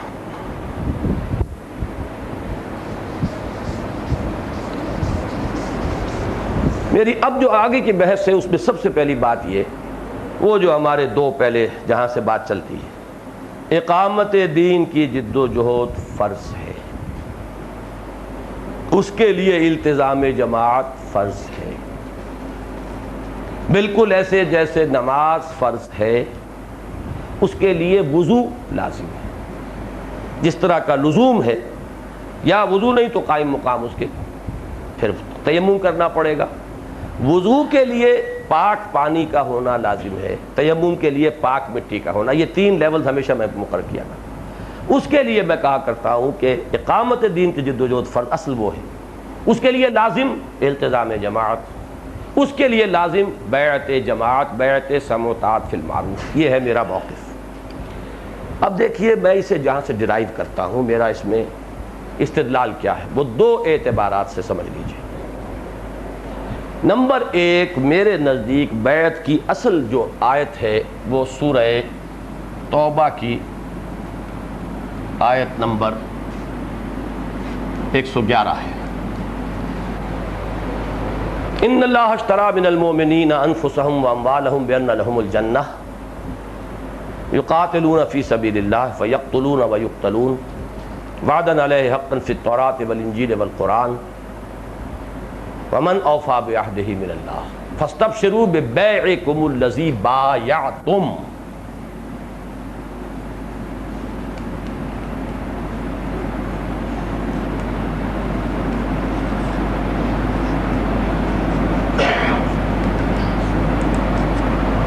بایعتم وہی باب مفعلہ ہے، بایع یبایع مبایعتن، مفعلہ اسی سے یہ لفظ بیعت استعمال ہوتا ہے، مبایع مبایعین بیعت کرنے والے، لفظ ایک ہی ہے۔ بے کا لفظ بھی آ گیا، مبایعت بھی آ گیا۔ بے ہے بندہ مومن کی وہ ایمان کی بنیاد پر جان اور مال اللہ کے حوالے کی جنت کے عوض ہے، بیع سلم، عوض ملے گا آخرت میں، یہاں جان اور مال دے دینی ہوگی، وہ دے دی، کس کے ڈسپوزل پر رکھیں اسے، کہاں خرچ کریں، کہاں کھپائیں، اس کے لیے کسی فرد کے ہاتھ پر بیعت ہے کہ تم جہاں کہو گے وہاں صرف کریں گے، تم جہاں کہو گے وہاں خرچ کریں گے، جان مال، ہم اس کے لیے تمہارے فکر پر، تمہاری سوچ پر، تمہارے طریقہ کار پر، تمہارے خلوص پر اعتماد کرتے ہیں۔ ان چاروں اعتبارات سے نبی تو ہے ہی، وراء الورا ثم وراء الورا، اس کے لیے تو شک و شبہ کی گنجائش ہے ہی نہیں، لیکن باقی جو بھی ہوگا اس کے لیے شک و شبہ کی گنجائش ہے، چاروں اعتبارات سے شک و شبہ کی گنجائش ہے۔ لہذا وہاں کا معاملہ وہ فرض والا، یہاں کا معاملہ جو ہے وہ اس معنی میں فرض نہیں ہے، بلکہ یہ ہے کہ جس میں یہ چار شرطیں پوری ہو جائیں گی اس کے لیے وہ فرض ہوگا، ہر ایک کے لیے وہ فرض عام نہیں۔ اپنے فرض کی ادائیگی کے لیے، اقامت دین کے فرض کی ادائیگی کے لیے التزام جماعت شرط ہے، اور اس کے لیے اگر یہ چار شرطیں کسی شخص میں پیدا ہو گئی ہیں تو اس کے ہاتھ پر بیعت فرض ہے۔ یہ ہے وہ مفہوم جو سورہ فتح کی آیت نمبر 10 میں ہے، ان الذین یبایعونک انما یبایعون اللہ ید اللہ فوق ایدیہم۔ اے نبی، جو لوگ آپ سے بیعت کر رہے ہیں وہ حقیقت میں اللہ سے بیعت کر رہے ہیں، اللہ کا ہاتھ ان کے ہاتھوں کے اوپر ہے، دو ہاتھ تو ویزیبل ہیں، حضور کا ہاتھ اور صحابی کا ہاتھ، ایک تیسرا ہاتھ انویزیبل ہے۔ بیع کا معاملہ سودا دو کے مابین ہو رہا ہے، وہ صاحب ایمان اور اللہ، درمیان میں وہ کہاں خرچ کریں، ریسیور کون ہے اس کا، کس کے حکم سے خرچ کریں، وہ درمیان میں رسول آئے ہیں صلی اللہ علیہ وسلم۔ یہ ہے اصل میں اس کی جو قرآنی اساس ہے وہ ان دو آیات میں۔ اب آئیے سیرت کا معاملہ اور حدیث کا معاملہ۔ حدیث میں بیعت کی بہت سی قسمیں آئی ہیں، بیعت علی الاسلام، بیعت علی الجہاد، بیعت علی السمع والطاعہ، بیعت علی النصح لکل مسلم، حضور نے عہد لیا کہ ہر مسلمان سے خیر خواہی کرو گے، بیعت۔ تو بہت سی بیعتیں حدیث کے اندر ہیں، وہ حدیث کا جو میں نے عرض کیا اب اس میں حکمت کی ضرورت ہوگی، وہ حدیث میں تو ایک نیریشن آ گئی نا کہ فلاں وقت یہ ہوا، وقت کا بھی تعین نہیں ہوتا اس میں۔ حدیث میں ایک اور جو ہے مشکل وہ یہ ہے کہ کون سی حدیث کس وقت کی ہے اس کا تعین نہیں ہوتا، کہیں کہیں ہو جاتا، جیسے کہ بیعت عقبہ اولیٰ، بیعت عقبہ ثانیہ کا تو تعین ہو گیا، باقی کا تو نہیں ہوا، لیکن یہ کہ بیعتوں کا ذکر ہے، اس سے جو چیز میں ڈیڈیوس کرتا ہوں کہ جو بھی عہد اور معاہدہ ہو اس پر لفظ بیعت کا اطلاق ہو سکتا ہے۔ میرے نزدیک میں اپنے مفہوم کو واضح آج کروں، نکاح بھی ایک بیعت ہے، اگرچہ اس کے اوپر لفظ بیعت کا اطلاق نہیں ہوا ہے، جو حدیث میں آیا وہی ہم استعمال کریں گے، لیکن ایک عورت سمع و طاعت فی المعروف کا عہد کرتی ہے جب کسی شخص کو اپنا شوق تسلیم ہو، اس لیے کہ اسے کہنا ماننا ہے۔ اللہ اور اس کے رسول کے حکم کے خلاف اطاعت نہیں ہوگی، اللہ اور اس کے رسول کے حکم دائرے کے اندر اندر بیوی کی رائے ایک ہے، شوہر کی رائے ایک ہے، کون فیصلہ کرے گا؟ کوئی چیز دونوں مباح ہے، دونوں میں سے کوئی بھی حرام نہیں ہے، باقی سارا معاملہ جو ہے صغرا کبرا عقلی ہے، مصلحتیں ہیں، کس کی بات چلے گی، کس کی بات ماننی پڑے گی؟ who has to give in, who has the upper hand؟ الرجال قوامون علی النساء، سمجھا؟ اسی لیے فالصالحات قانتات، صالحات کی پہلی صفت یہ ہے کہ فرما بردار۔ تو یہ بھی ایک بیعت ہے، بیعت سمع و طاعت فی المعروف ہے حقیقت میں یہ، اگرچہ اس کے لیے یہ اسلوب استعمال نہیں ہوا۔ ہم سنت سے قریب تر رہنے کے لیے ہم جس چیز کے لیے جو اسلوب سنت میں آیا ہے وہ اختیار کریں گے، یہ ہمارا ایک تقاضا ہے اتباع سنت کا، اگرچہ میرے نزدیک ہر کانٹریکٹ پر بیعت کا اطلاق ہے، اور بیع کا لفظ اپنی لغت کے اعتبار سے آیا ہی یہاں سے ہے کہ عرب میں رواج تھا، سودا ہوا لو بھائی یہ مال یا یہ چیز اتنے روپے، پھر ہاتھ ہینڈ شیک، اب سودا پختہ ہو. یہ ہینڈ شیک جو ہے در حقیقت سودے کی پختگی کی علامت تھا. مصافحہ یہی بیعت تھی، ایک کچھ ہے جو معاہدہ ہوا ہے دو فریقوں کے مابین، اس پر ہینڈ شیک ہو گیا ہے، بات پختہ ہو گئی. تو لغت میں تو ہے ہی اصل میں یہ. تو every contract can be termed a بیعہ، جس میں کہ سموتات کا کوئی پہلو لمٹ کے ساتھ آ رہا ہو، فی المعروف کے ساتھ. اب حدیث کے اندر جو ہے وہ مختلف آپ کو منتشر ملیں گے جو واقعات بیعت ہیں، کس مرحلے پر ہوئے، کب ہوئے، کس طرح ہوئے. لیکن جو ہمارے لیے خاص طور پر جو رہنمائی ہے، اب اس کے لیے ہمیں سیرت کی طرف رجوع کرنا ہے. چونکہ میں نے منہج انقلاب میں آپ کو بارہا کہا ہے، اس میں قرآن اور سنت سے زیادہ سیرت ہمارے لیے رہنمائی دیتی ہے. حالانکہ سیرت میں بھی وہی قرآن اور سنت ہے، لیکن with the addition of a chronological order. کیا چیز پہلے ہوئی، کیا بعد میں ہوئی، زمانی ترتیب کیا ہے، پھر کیا ہوا، پھر کیا ہوا. یہ جو سنت و کتاب و سنت کی chronological order میں ترتیب ہے، اسی کا نام سیرت ہے. حضور کی سیرت قرآن ہے، کان خلقہ القرآن.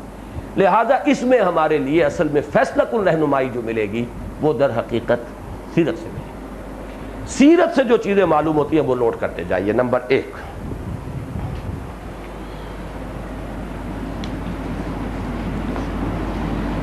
مکی دور کے پہلے 10 سال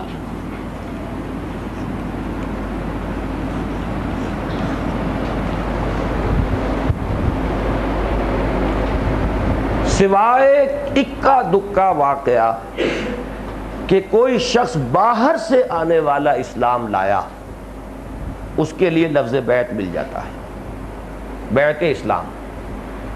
لیکن کسی بھی مکی صحابی سے کوئی بیعت ثابت نہیں.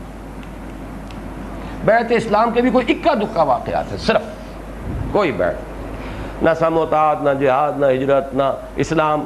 آخر وہاں بھی لوگ اسلام لاتے تھے، کیسے لاتے تھے اس کا کوئی ذکر نہیں آپ کو ملے گا.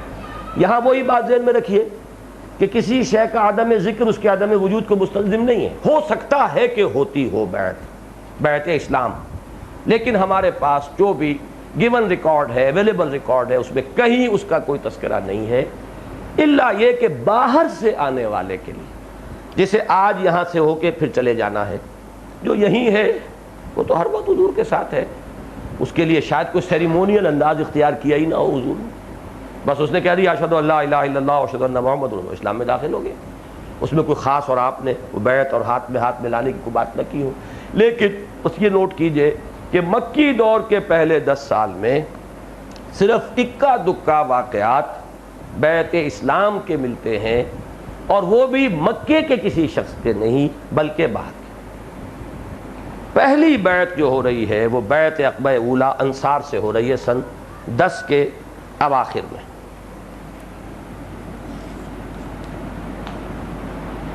سن 10 نبوی.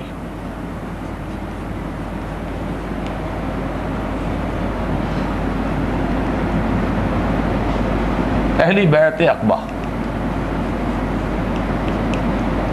یہ بھی انصار سے ہوئی ہے، بلکہ 11 کہنا چاہیے، یہاں نوٹ کر لیجیے 11 ہے. اس لیے کہ سن 10 ہے عام الحزن، اس میں آپ نے سفر کیا طائف کا، وہاں سے واپس آئے، وہ مایوس کن حالات جو ہیں ان کو ذہن میں لے آئیے، وقت نہیں ہے تفصیل کا. واپس مکے میں داخل ہوئے جیسے ہوئے. اب 6 افراد اس موسم حج میں مل گئے، لیکن ان سے بھی نہ کسی بیعت کا ذکر ہے، نہ ان سے بیعت اسلام کا ذکر ہے. 11 میں 12 افراد آئے، 6 میں سے جو پہلے آئے تھے 5 آئے، 1 نہیں آئے. ان کا انتقال ہو گیا یا نہیں آ سکے یہ مجھے نہیں معلوم، مستحضر نہیں اس وقت. 7 مزید آئے، 12 آئے. پہلی بیعت ہوئی. یہ بیعت عقبہ اولیٰ جو کہلاتی ہے یہ وہی ہے جو قرآن مجید میں بیعت النساء ہے. ہم شرک نہیں کریں گے، چوری نہیں کریں گے، بدکاری نہیں کریں گے، قتل نہیں کریں گے، تہمت نہیں لگائیں گے. وہ جو سورہ ممتحنہ کے آخر میں ہے، اذا جاءک المؤمنات یبایعنک لا یشرکن باللہ، کیا ہے اس میں پوری آیت مجھے یاد، تو وہ ذہن میں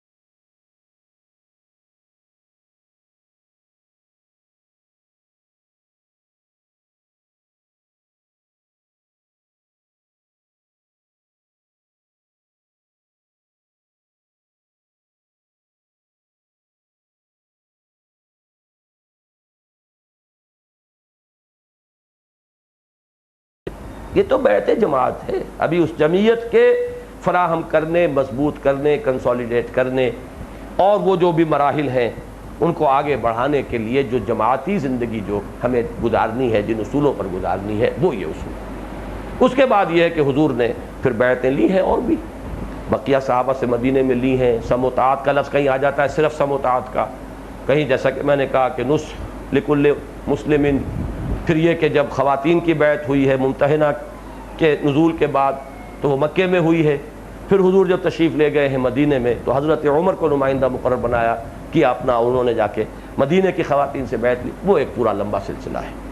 تو یہ ہے اصل میں اس پورے معاملے کی میرا اس میں استدلال یہ ہے کہ جب ہمیں جد و جہد اس رخ پر کرنی ہے اقامت دین کی جد و جہد، تو حضور صلی اللہ علیہ وسلم کا یہ دور جد و جہد کا جماعتی دور ہے.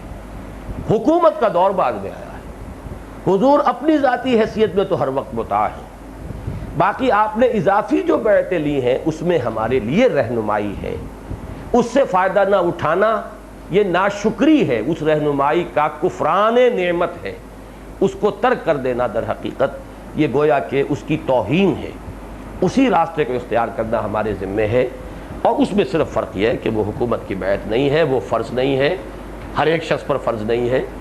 یہ جو جس پر وہ جسے انشراح ہو جائے اقامت دین کی جد و جہد کی فرضیت کا، اس کو انشراح ہو جائے التزام جماعت کا، اس کو انشراح ہو جائے تو اب اس کے وہ کسی فرد کا کہ وہ اس کام کو کرنے کے لیے چل رہا ہے، موضوع ہے، صحیح ہے، اپنے امکانی حد تک وہ سمجھے کہ نیک نیت ہے، طریقہ کار صحیح ہے، اس کی بیعت کرنا اس پر فرض ہو جائے.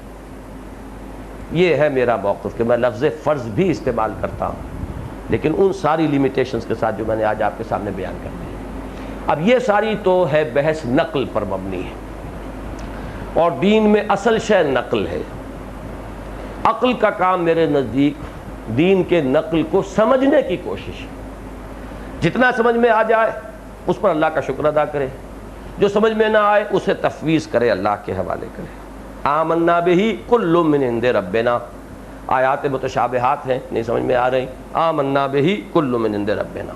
لیکن یہ کہ اصل شے جو حجت بنتی ہے دین میں وہ در حقیقت نقل ہے. تو نقل کی بحث تو یہ ہے جو میرے سامنے ہے. اب میں عقل سے آپ کو بتاتا ہوں وہ بات جو آپ حضرات کے سامنے پہلے بھی آئی ہے کہ جماعتی نظام دو طرح کے ہو سکتے ہیں. کئی دفعہ بتایا ہے لیکن شاید یا رب وہ نہ سمجھے ہیں، نہ سمجھیں گے میری بات. دل اور دے ان کو جو نہ دے مجھ کو زباں اور. اب اس کے سوا میں کیا کہہ سکتا ہوں. ایک نظام جماعت اوپر سے نیچے چلتا ہے، ایک جماعتی نظام نیچے سے اوپر چلتا ہے. یہ بالکل برعکس ہے.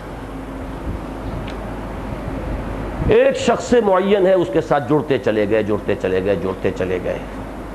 متقدمین تھے ان کا وہ زیادہ اس کے قریب ہیں، اس کا فکر سمجھ لیا ہے. کچھ لوگ ان سے جڑ گئے. انگور کا خوشہ ہے، اوپر سے نیچے کو جتنا بڑھے گا اوپر سے نیچے کو بڑھے گا، نیچے سے اوپر نہیں جائے گا. ایک یہ ہے کہ نیچے سے پہلے اس کی بنتی ہے یہ ٹرائنگل جو ہے، نہیں یہ صحیح نہیں رہے گی مثال. یہاں پہلے بیس بنے گا دستوری اور قانونی تنظیم کا کہ رکن کون ہے، ڈیفائن ہے. ان کے ہاتھ میں ووٹ ہوگا، پھر ووٹ سے امیر چنا جائے گا، ہمیشہ کے لیے چنا جائے یا متعین مدت کے لیے چنا جائے، پھر اس کا ری الیکشن ہو. پھر اس کے لیے کوئی چیکس اینڈ بیلنسز کے لیے شورا، وہ بھی ووٹوں سے معین ہوگی. پھر اس میں ان پہ مسئلہ سامنے آ جائے گا کہ آیا اس شورا کی اکثریت پر اسے ویٹو حاصل ہے یا نہیں. پھر اس میں بھی دو نظام ہیں. زیادہ اختیار اگر اوپر والے کو دے دیں تو اور وہ اپنے چوائس سے کچھ لوگوں کو سلیکٹ کر لے تو وہ پریزیڈنشل سسٹم ہے. اور ایک یہ ہے کہ جو بھی منتخب نمائندے ہیں اصل میں وہ ہیں، وہ جس کو بنائیں گے وہ وزیر اعظم ہوگا.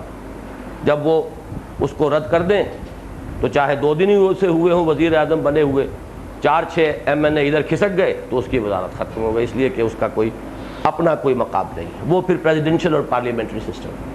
لیکن یہ سارا نظام یہاں سے چلتا ہے اوپر کی طرف. وہ نظام اوپر سے نیچے چلتا ہے. اس میں ایک شخص جو ہے امیر، بلکہ یہ اکثر و بیشتر شروع ہوتا ہے داعی کے ذات سے. داعی جب تک دعوت دے رہا ہے کوئی اس کا ساتھی نہیں ہے، اس کی حیثیت داعی کی ہے. جب اس کے ساتھ کچھ اور لوگ جمع ہو گئے تو یہ اب جماعت بنی. یہ چیز جیسے کہ میں نے آپ کو بتایا ہے یہ بڑھتی جائے گی، یہ شکل یوں بنے گی اوپر سے نیچے کی طرف. اب اس میں یہ ہے کہ اس میں بھی شورا ہے.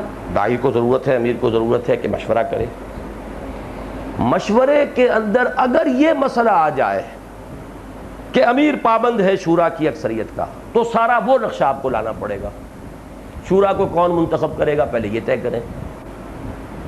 امیر کو کون منتخب کرے گا یہ طے کریں. امیر کا انتخاب کتنے عرصے کے بعد ہوگا یہ طے کریں. شورا کا کتنے عرصے کے بعد ہوگا یہ طے کریں. ووٹ کا حق کسے ہے کسے نہیں ہے یہ طے کریں. وہ پورا جو ہے آپ کو ڈھانچہ لانا پڑے گا. وہ ایک بات نہیں ہے، تل کے اوٹ میں پہاڑ ہے. ان میں سے ہر ایک نظام جو ہے وہ آرگینک ہول کی حیثیت رکھتا ہے. either take it or leave it. there can be no via media possible. یا تو آپ اسے لیجئے یا اسے لیجئے، درمیانی کوئی شکل نہیں ہے. ایک زمانے میں ہمارے ہاں ہمارے کئی قیمتی ساتھی بھی اس موضوع وقت ہم سے علیحدہ ہو گئے جب وہ علامہ جاوید صاحب جن کی نظر کرم اب بھی کچھ ادھر ہے، وہ ایک زمانے میں بہت کرم فرمائی فرما رہے تھے. تو اس وقت جو ہے ہمارے چند ساتھی مزبزب ہوئے. میں نے کہا تھا مجھے راستہ درمیان کا نکال کے دکھا دو. وہ کہتے ہیں ہم بیعت کو مانتے ہیں، بیعت کے اصول کو مانتے ہیں. جو خالد ظہیر جو ہمارے نوجوان ساتھی تھے، لیکن یہ ہے کہ اکثریت کا پابند. میں نے کہا وہ تو پھر پورا نقشہ وہ بنانا پڑے گا. کوئی درمیانی راستہ پریکٹیکل مجھے دکھا دو تو میں مان لوں. اصل میں مسئلہ وہی ہے. دیکھیے منطق بہت بڑی شے ہے. وہ جو اقبال نے کہا ہے نا کہ غیرت ہے بڑی چیز جہان تگ و دو میں، پہناتی ہے درویش کو تاج سر دارا. تو منطق ہے بڑی شے، بڑی چیز جہان تگ و دو میں. مسئلہ یہ ہے اس میں جو کلیئر منطق ہے وہ یہ ہے یا یہ یا وہ، درمیانی کوئی راستہ ممکن نہیں. جہاں آپ نے اقلیت اکثریت کی بات کی وہاں پورا قانونی ڈھانچہ لازم ہو جائے گا. پھر یا تو وہ نظام بنائیے جو جماعت اسلامی نے بنایا. اب اگر تو ہو کوئی سیاسی کھیل تو 4 آنے کی ممبری ہے، کوئی بات نہیں. وہاں تو جو جاگیردار ہیں تو وہی 4 آنے کے ممبر تو دکھاوے کے ممبر ہیں. ان میں سے کسی نے تھوڑا ہی کہیں آ جانا ہے آگے. جن کے پاس کروڑوں روپے ہیں، جو بڑے بڑے استقبالیے دے سکتے ہیں، جو بڑی بڑی دعوتیں منعقد کر سکتے ہیں، جن کے دباؤ کے اندر تھانے دار بھی ہیں، ایس پی بھی ہیں اور سب ہیں، تو آنا تو وہ نہیں ہے. تو 4 آنے کی ممبری بنانے میں کیا فرق پڑتا؟ بنا لو، 2 لاکھ کو بنا لو. اس سے کوئی بات جو ہے جا کے فیصلہ کن اثر تو ہوگا نہیں. جہاں جماعت ہو 2000 3000 4000 کی، وہاں تو ایک ووٹ فیصلہ کن ہے وہاں. اور وہ ووٹ اگر آپ نے پوری طریقے سے اس تربیت کے مراحل سے اور امیدواری کے مراحل سے گزار کر اس کے ہاتھ میں نہیں دیا کہ آپ کو اطمینان ہو جائے کہ اس کا ذہن بھی اسی رخ پہ ڈھل چکا ہے، اس کی پوری جذباتی جو ہے وابستگی بھی ہو چکی ہے، اور یوں سمجھیے کہ اگر اسے میں اس لفظ میں کہوں کہ اس کی پوری برین واشنگ ہو چکی ہے، اس کی پوری کمٹمنٹ ہمارے ساتھ ہو چکی ہے اس فکر کے ساتھ، تو پھر تو رسک لے سکتے ہیں کہ لئے ہاں آپ بھی ووٹ لے لیجیے. ورنہ تو یہ ہے کہ وہ تو بہت بڑا رسک ہے کہ بالکل نئے قسم کے لوگ جو اس تحریک کے اندر نووارد ہوں، جھٹ پٹ 4-5 کاپیاں، جیسے پیپلز پارٹی کی آج کل کاپیاں جو ہے پکڑی جا رہی ہیں جعلی، وہ کاپیاں لیں اور 2 روپے یا 100 روپے بھی آپ اگر اس کی ممبرشپ رکھ دیں تو جو کروڑوں میں کھیل رہے ہیں انہیں ہزاروں کے ممبر بنانے میں کیا دیر لگتی ہے. تو یہ ہے اصل میں اس کا ایک منطقی معاملہ ہے. اس کے لیے انہوں نے یہ کیا ہے رکنیت کا مسئلہ.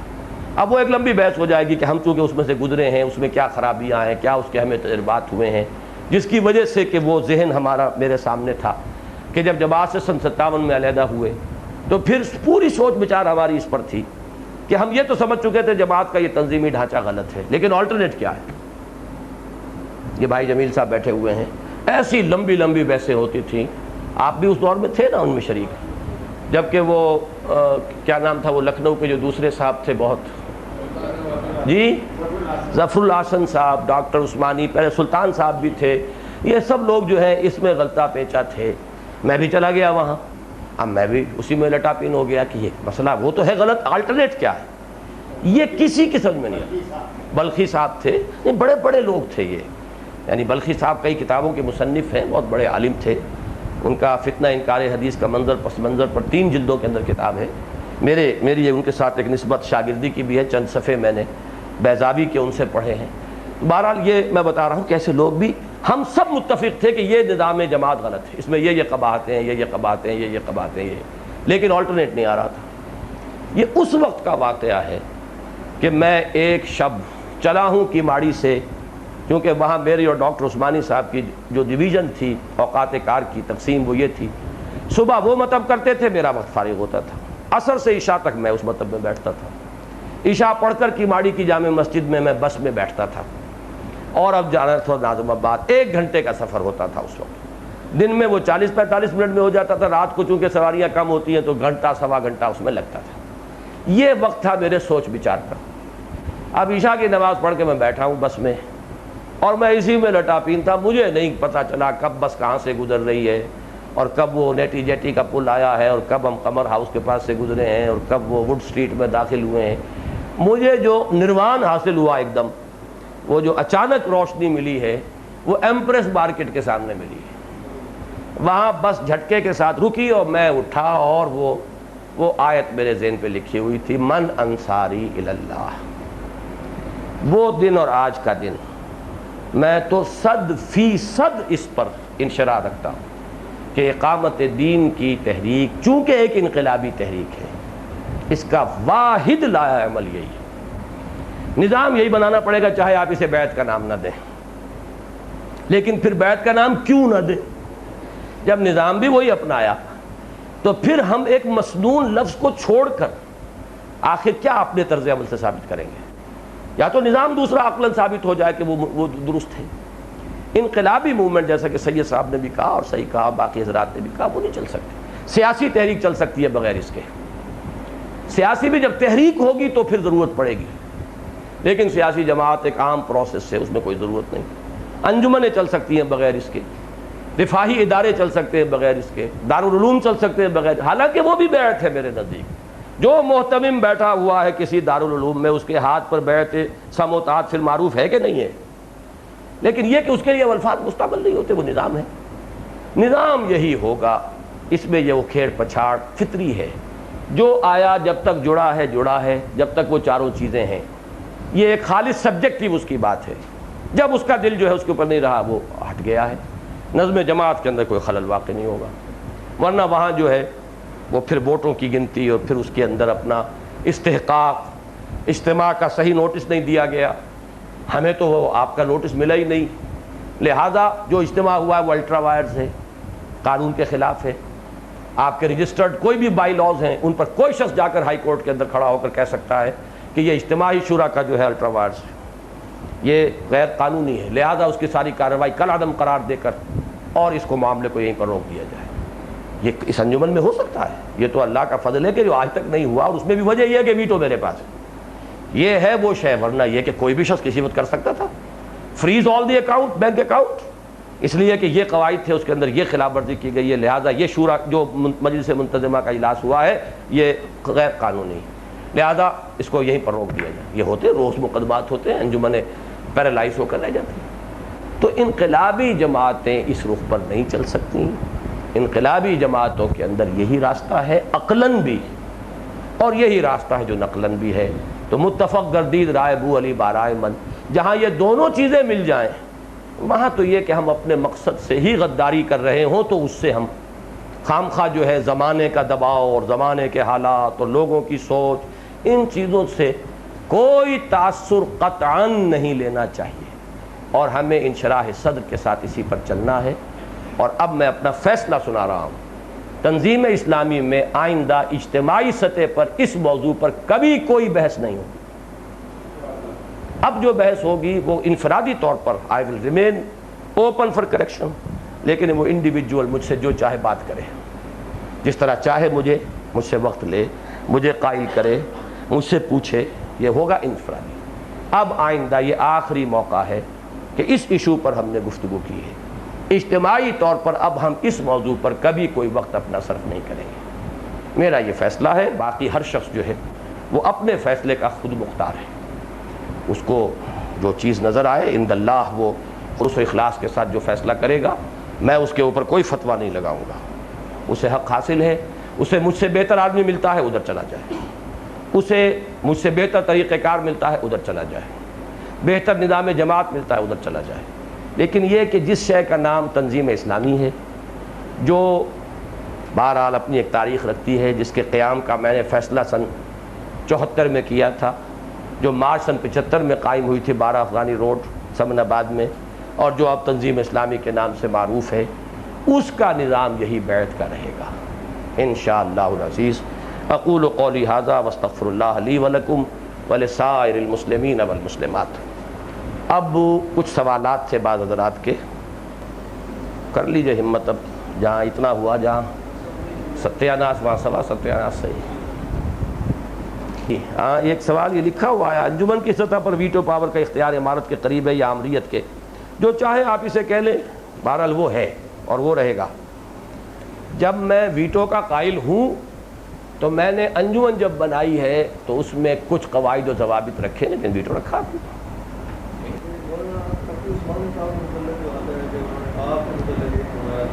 وہ کہتے ہیں کہ یہ بیعت وہی شخص لے سکتا ہے جو خود بیعت ارشاد میں سے ہو کر اپنا تزکیہ کسی کے ذریعے کرا چکا ہو، یہ ان کی رائے۔ فی نفس ہی اس بیعت کے وہ منکر نہیں۔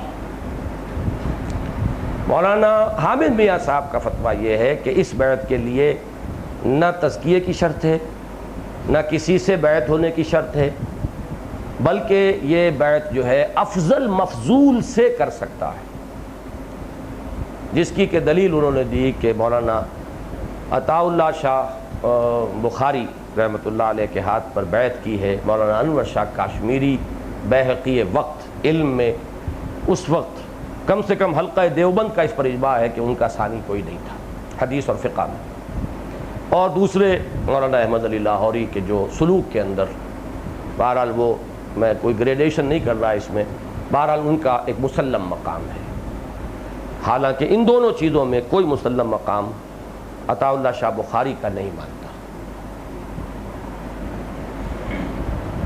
بیعت سے ہی منسلک جو ہے وہ مشورے کا، امیر کا مشورہ طلب کرنا یا اس کو مشورہ دینا، اس میں اس چیز کو بھی اگر واضح کر دیا جائے کہ بغیر مشاورت کے اجلاس کے بلائے یا ان افراد کو بلائے بھی امیر اس پوزیشن میں ہے کہ وہ فیصلہ دے دے۔ ٹھیک ہے،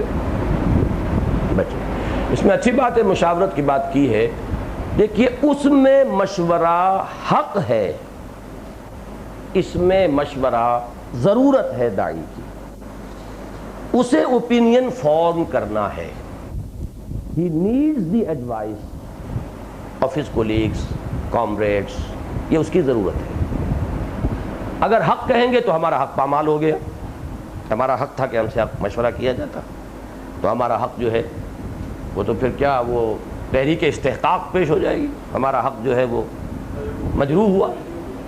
لیکن اگر یہ ضرورت ہے تو جو اس نے مناسب سمجھا، جس کے لیے مناسب سمجھا، اس سے مشورہ کر دیں۔ یہ ہے اس نظام کے اندر مشورے کا معاملہ۔ ہاں تو اس کے حق حاصل ہے، وہ تو عامر ہے۔ عامر ہلکا لفظ ہے، امیر زیادہ بڑا لفظ ہے۔ جب عامر کی صفت کسی میں مستقل ہو جائے گی تو امیر کہلائے گا۔ جی اس میں جو شورا کے الیکشن ہم نے رکھے ہوئے ہیں یہ ضروری ہیں؟ یہ مطلب یہ نہ کہ اب یہ مباحات میں ہے، ہم جب چاہیں گے اختیار کریں گے، جب چاہیں گے ترک کر دیں گے۔ یعنی یہ کہ اس میں جو میرا فلسفہ اب تک رہا ہے اس میں میں کسی وقت تبدیلی کر سکتا ہوں، وہ یہ ہے کہ ایک تو مشورہ ہے کہ جو اصل مشورہ، وہ تو جو قریب ترین لوگ ہیں ان کا مشورہ، اور وہ بر وقت مشورہ، اس کے لیے نوٹس اور بلانا اور جانا اور یہ وہ نہیں ہو سکتے۔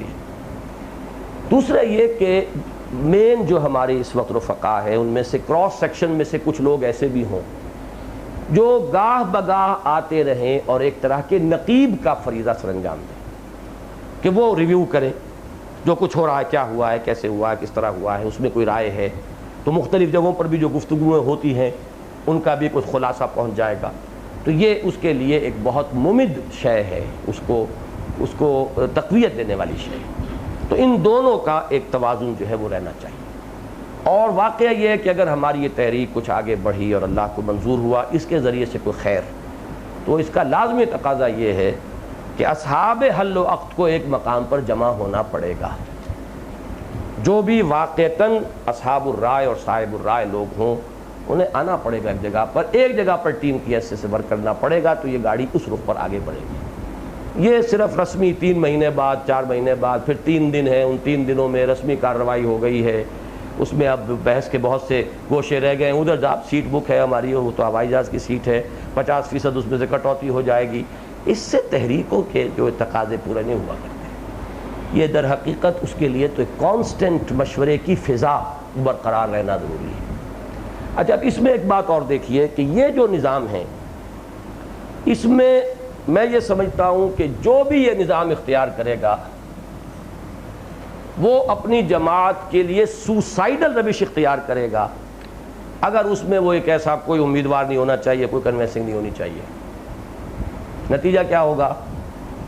جو جتنا شریف تر ہوگا اتنا ہی ان نوٹسڈ رہ جائے گا، جو جتنا پڑھکنے والا ہوگا وہ اتنا ہی لوگوں کی نگاہ میں آئے گا، اتنے ہی اس کو ووٹ ملیں گے، اتنا ہی وہ آ کر جماعت کے اندر دخیل ہو جائے گا۔ یہ تو الٹا نظام ہے بالکل۔ یہ بھی در حقیقت منطق نہ جاننے کا نتیجہ ہے۔ اس نظام کے اندر لازم ہونا چاہیے کہ لوگ آئیں آگے اور وہ کہیں کہ صاحب ہم بننا چاہتے ہیں شورا کا رکن، پھر لوگوں میں کمپٹیشن ہو اور انہیں آنے دیجئے لوگوں کے سامنے اپنی رائے لے کر، یہ ہمارا منشور ہے، یہ میری رائے ہے، یہ میری رائے ہے، میری رائے ہے۔ Let them argue. جو لوگ جو ووٹرز ہیں انہیں پتہ تو ہو کون ہے کیا، وہ تو صرف یہ جانتے ہیں کہ فلاں تقریر زیادہ کرتا ہے، فلاں کچھ لکھ لیتا ہے، بس یہی جانتا، اور کیا جانتا ہے۔ وہ جماعت جب پھیل جائے گی پورے ملک کے اندر تو کتنے لوگوں سے پرسنلی واقف ہوں گے۔ وہ تو ان کی جو بھی ہوائی تصویر بنی ہوئی ہے اوپر نیچے، اس ہوائی تصویر سے متاثر ہو کر ووٹ دے دیں گے۔ وہ تو گویا کہ سوسائیڈل ہے۔ وہاں تو پھر یہ ہونا چاہیے کہ باقاعدہ ٹوتھ اینڈ نیل فائٹ کیا جائے، اس کے اندر وہ امیدواری وغیرہ، یہ منصب حکومت کا نہیں ہے، میں اس کو حرام نہیں سمجھتا، میں تو حرام مطلق تو خیر حکومت میں بھی نہیں سمجھتا، لیکن یہ ہے کہ بہرحال حکومت کی سطح پر اس میں ایک اقتدار طلبی کا چونکہ شائبہ زیادہ آ جاتا ہے۔ جماعت میں تو ایک قربانی اور محنت کرنے کے لیے آگے آنا چاہتے ہیں آپ، تو اس میں آگے آنے کے لیے یہ نہیں ہے۔ اب جو بھی جب فلسفہ آپ نے وہ اختیار کر لیا تو اب جو جتنا شریف ہوگا، جس کا جتنا ظرف ہوگا، جو جتنا خاموش ہوگا، جس کا جتنا ظرف ہے اتنا ہی وہ خاموش ہے، علم اس کا کتنا بھی ہو، وہ اس کے لیے صاحب الرائے کتنا بھی ہو، وہ سامنے نہیں آئے گا، کچھ اور لوگ قابض ہو جائیں گے۔ پھر قانونی نظام ہے تو پورا انہی کے ہاتھ میں آ گیا نظام، پورا پالیسی۔ یہاں یہ ہے کہ اس امیر کو معلوم ہے میرا ساتھی جو ہے کون کیا ہے، he has an assessment of each and every individual.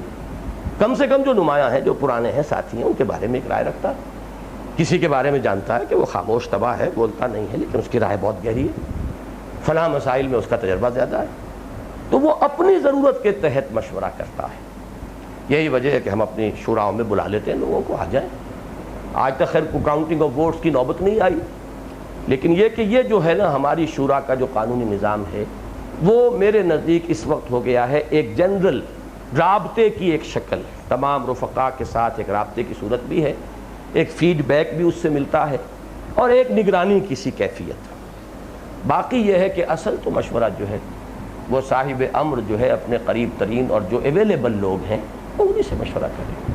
اسی لیے میں نے کہا تھا کہ اگر یکسو ہو کر ہم فیصلہ کرتے ہیں اسی بیعت کے نظام کا، تو کچھ ابھی تک ہم نے ان کے تقاضوں کو ابھی بتمام و کمال پورا نہیں کیا ہے، ہمیں اس کی طرف بھی پیش قدمی کرنی ہوگی اگر یہ پورے انشراح صدر کے ساتھ طے ہو جائے۔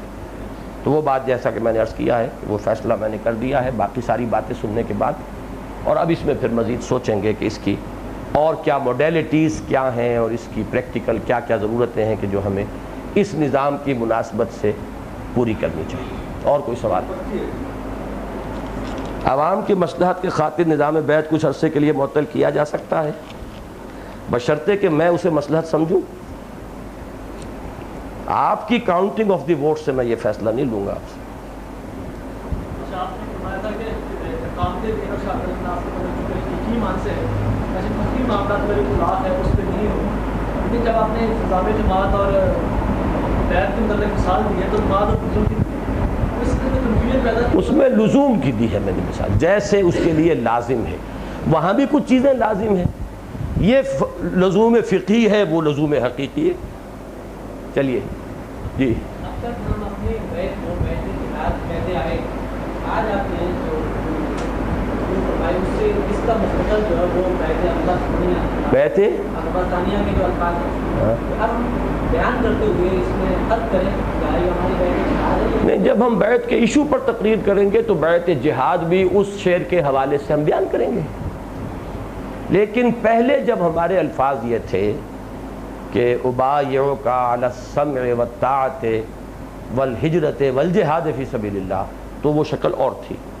اب ہم نے ہجرت اور جہاد کو معاہدہ اللہ کے ساتھ جو ہے اس کے اندر نتھی کیا ہے، وہ معاہدہ اللہ کے ساتھ ہے، البتہ اس کے ضمن میں کس وقت کیا کرنا ہے اس میں وہ بیعت میری ہے، تو یہ بیعت سموطاعت فی المعروف ہے یا بیعت جماعت اس کو آپ کہیں، لیکن جہاد ہی کے لیے ہم یہ کر رہے ہیں، اس لیے مجازن اس کے اوپر اس لفظ کا اطلاق ہو جائے۔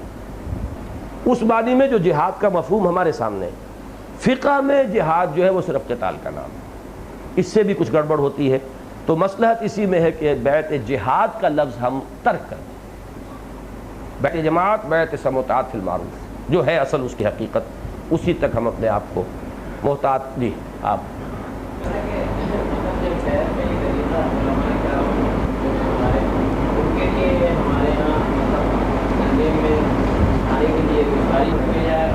علماء کرام سے جو آپ کو کرنا چاہیے، جو میں کر رہا ہوں، وہ زیادہ سے زیادہ یہ ہے کہ ان کے مغالطے دور ہوں، ان کو جو اندیشے صحیح طور پر لاحق ہیں بہت سے تجربات کی بنا پر قریب جا کر ان کا ازالہ کیا جائے۔ نمبر 2 یہ کہ ان سے دعائیں حاصل کی جائیں، ان کے تائیدی کلمے اور دعائیں، یہ بھی ہمارے لیے بہت ہے۔ اس سے زیادہ میں سمجھتا ہوں یہ تکلیف مالا یطاق ہے، جو بڑے علماء ہیں جن کا ایک مطلب کہ جانے پہچانے جاتے ہیں، معروف ہیں، مشہور ہیں، نوجوان علماء اسی طریقے پر آئیں گے بیعت میں، اگر ان کا دل کھل جائے گا تو انشاءاللہ۔ میں اپنی پوری سرتوڑ کوشش کروں گا، اس لیے کہ میرا یہ اصل میں صغرا کبرا اس پر مبنی ہے کہ میں یقین سے کہتا ہوں کہ علماء حق موجود ہیں، یہ ہو نہیں سکتا کہ زمانہ بالکل خالی ہو جائے، اگرچہ مجھے یقین ہے کہ جنہیں علماء کہا جاتا ہے ان کی اکثریت علماء سو پر مشتمل ہے، جنہیں کہا جاتا ہے علماء، وہ تو پھر یہ کہ جو شخص آج سند لے کر کسی مسجد میں بیٹھ گیا وہ بھی وہ عالم دین تو ہے، وہ علماء کہلایا جاتا ہے۔ ان کی اکثریت نے صرف اس کو پروفیشن بنا لیا ہے، صرف اپنا دھندا بنایا ہے، لیکن علماء حق موجود ہیں، اور ان علماء حق کی اگر ہم نے آشیرواد، ان کی دعائیں حاصل نہ کی، یہ کبھی ہماری تحریک پر نپ نہیں سکتے، چاہے ہم کتنا ہی زور لگا لیں۔ ہم ایک چھوٹا سا فرقہ بنا کر تو چھوڑ کے جا سکتے ہیں، لیکن یہ کہ اس تحریک کے کامیاب ہونے کا کوئی امکان نہیں۔ تو اگرچہ مجھے اپنی کوششوں میں اس میں یعنی کافی مایوسیوں کا سامنا بھی ہوتا ہے، بددلی بھی ہوتی ہے، اور بہت سے ساتھی جو ہیں بار بار مجھے کہتے ہیں کہ تم اس میں اپنا کوئی وقت اور اپنی یہ کچھ چھوڑ دو، لیکن میری یہ حتی الامکان کوشش رہے گی، اس لیے کہ وہ میرا یقین ہے، میرا ایک کنوکشن ہے کہ نمبر 1 علماء حق ہیں، نمبر 2 ان کی تائید، ان کی آشیرواد، ان کی دعا، ان کی سرپرستی کے بغیر اس مرحلے کا اس آخری درجے میں سر ہونے کا کوئی امکان نہیں۔ نمبر 3 ان کے مغالطے بعض ان کے تلخ تجربات پر ہیں، اور انہیں ان مغالطوں کا اندیشوں کا حق حاصل ہے۔ یہ ہمارا کام ہے کہ ہم ان اندیشوں کو رفع کریں۔ We have to put in sustained effort to that end۔ سبحانک اللہم و بحمدک نشہد ان لا الہ الا انت نستغفرک و نتوب الیک۔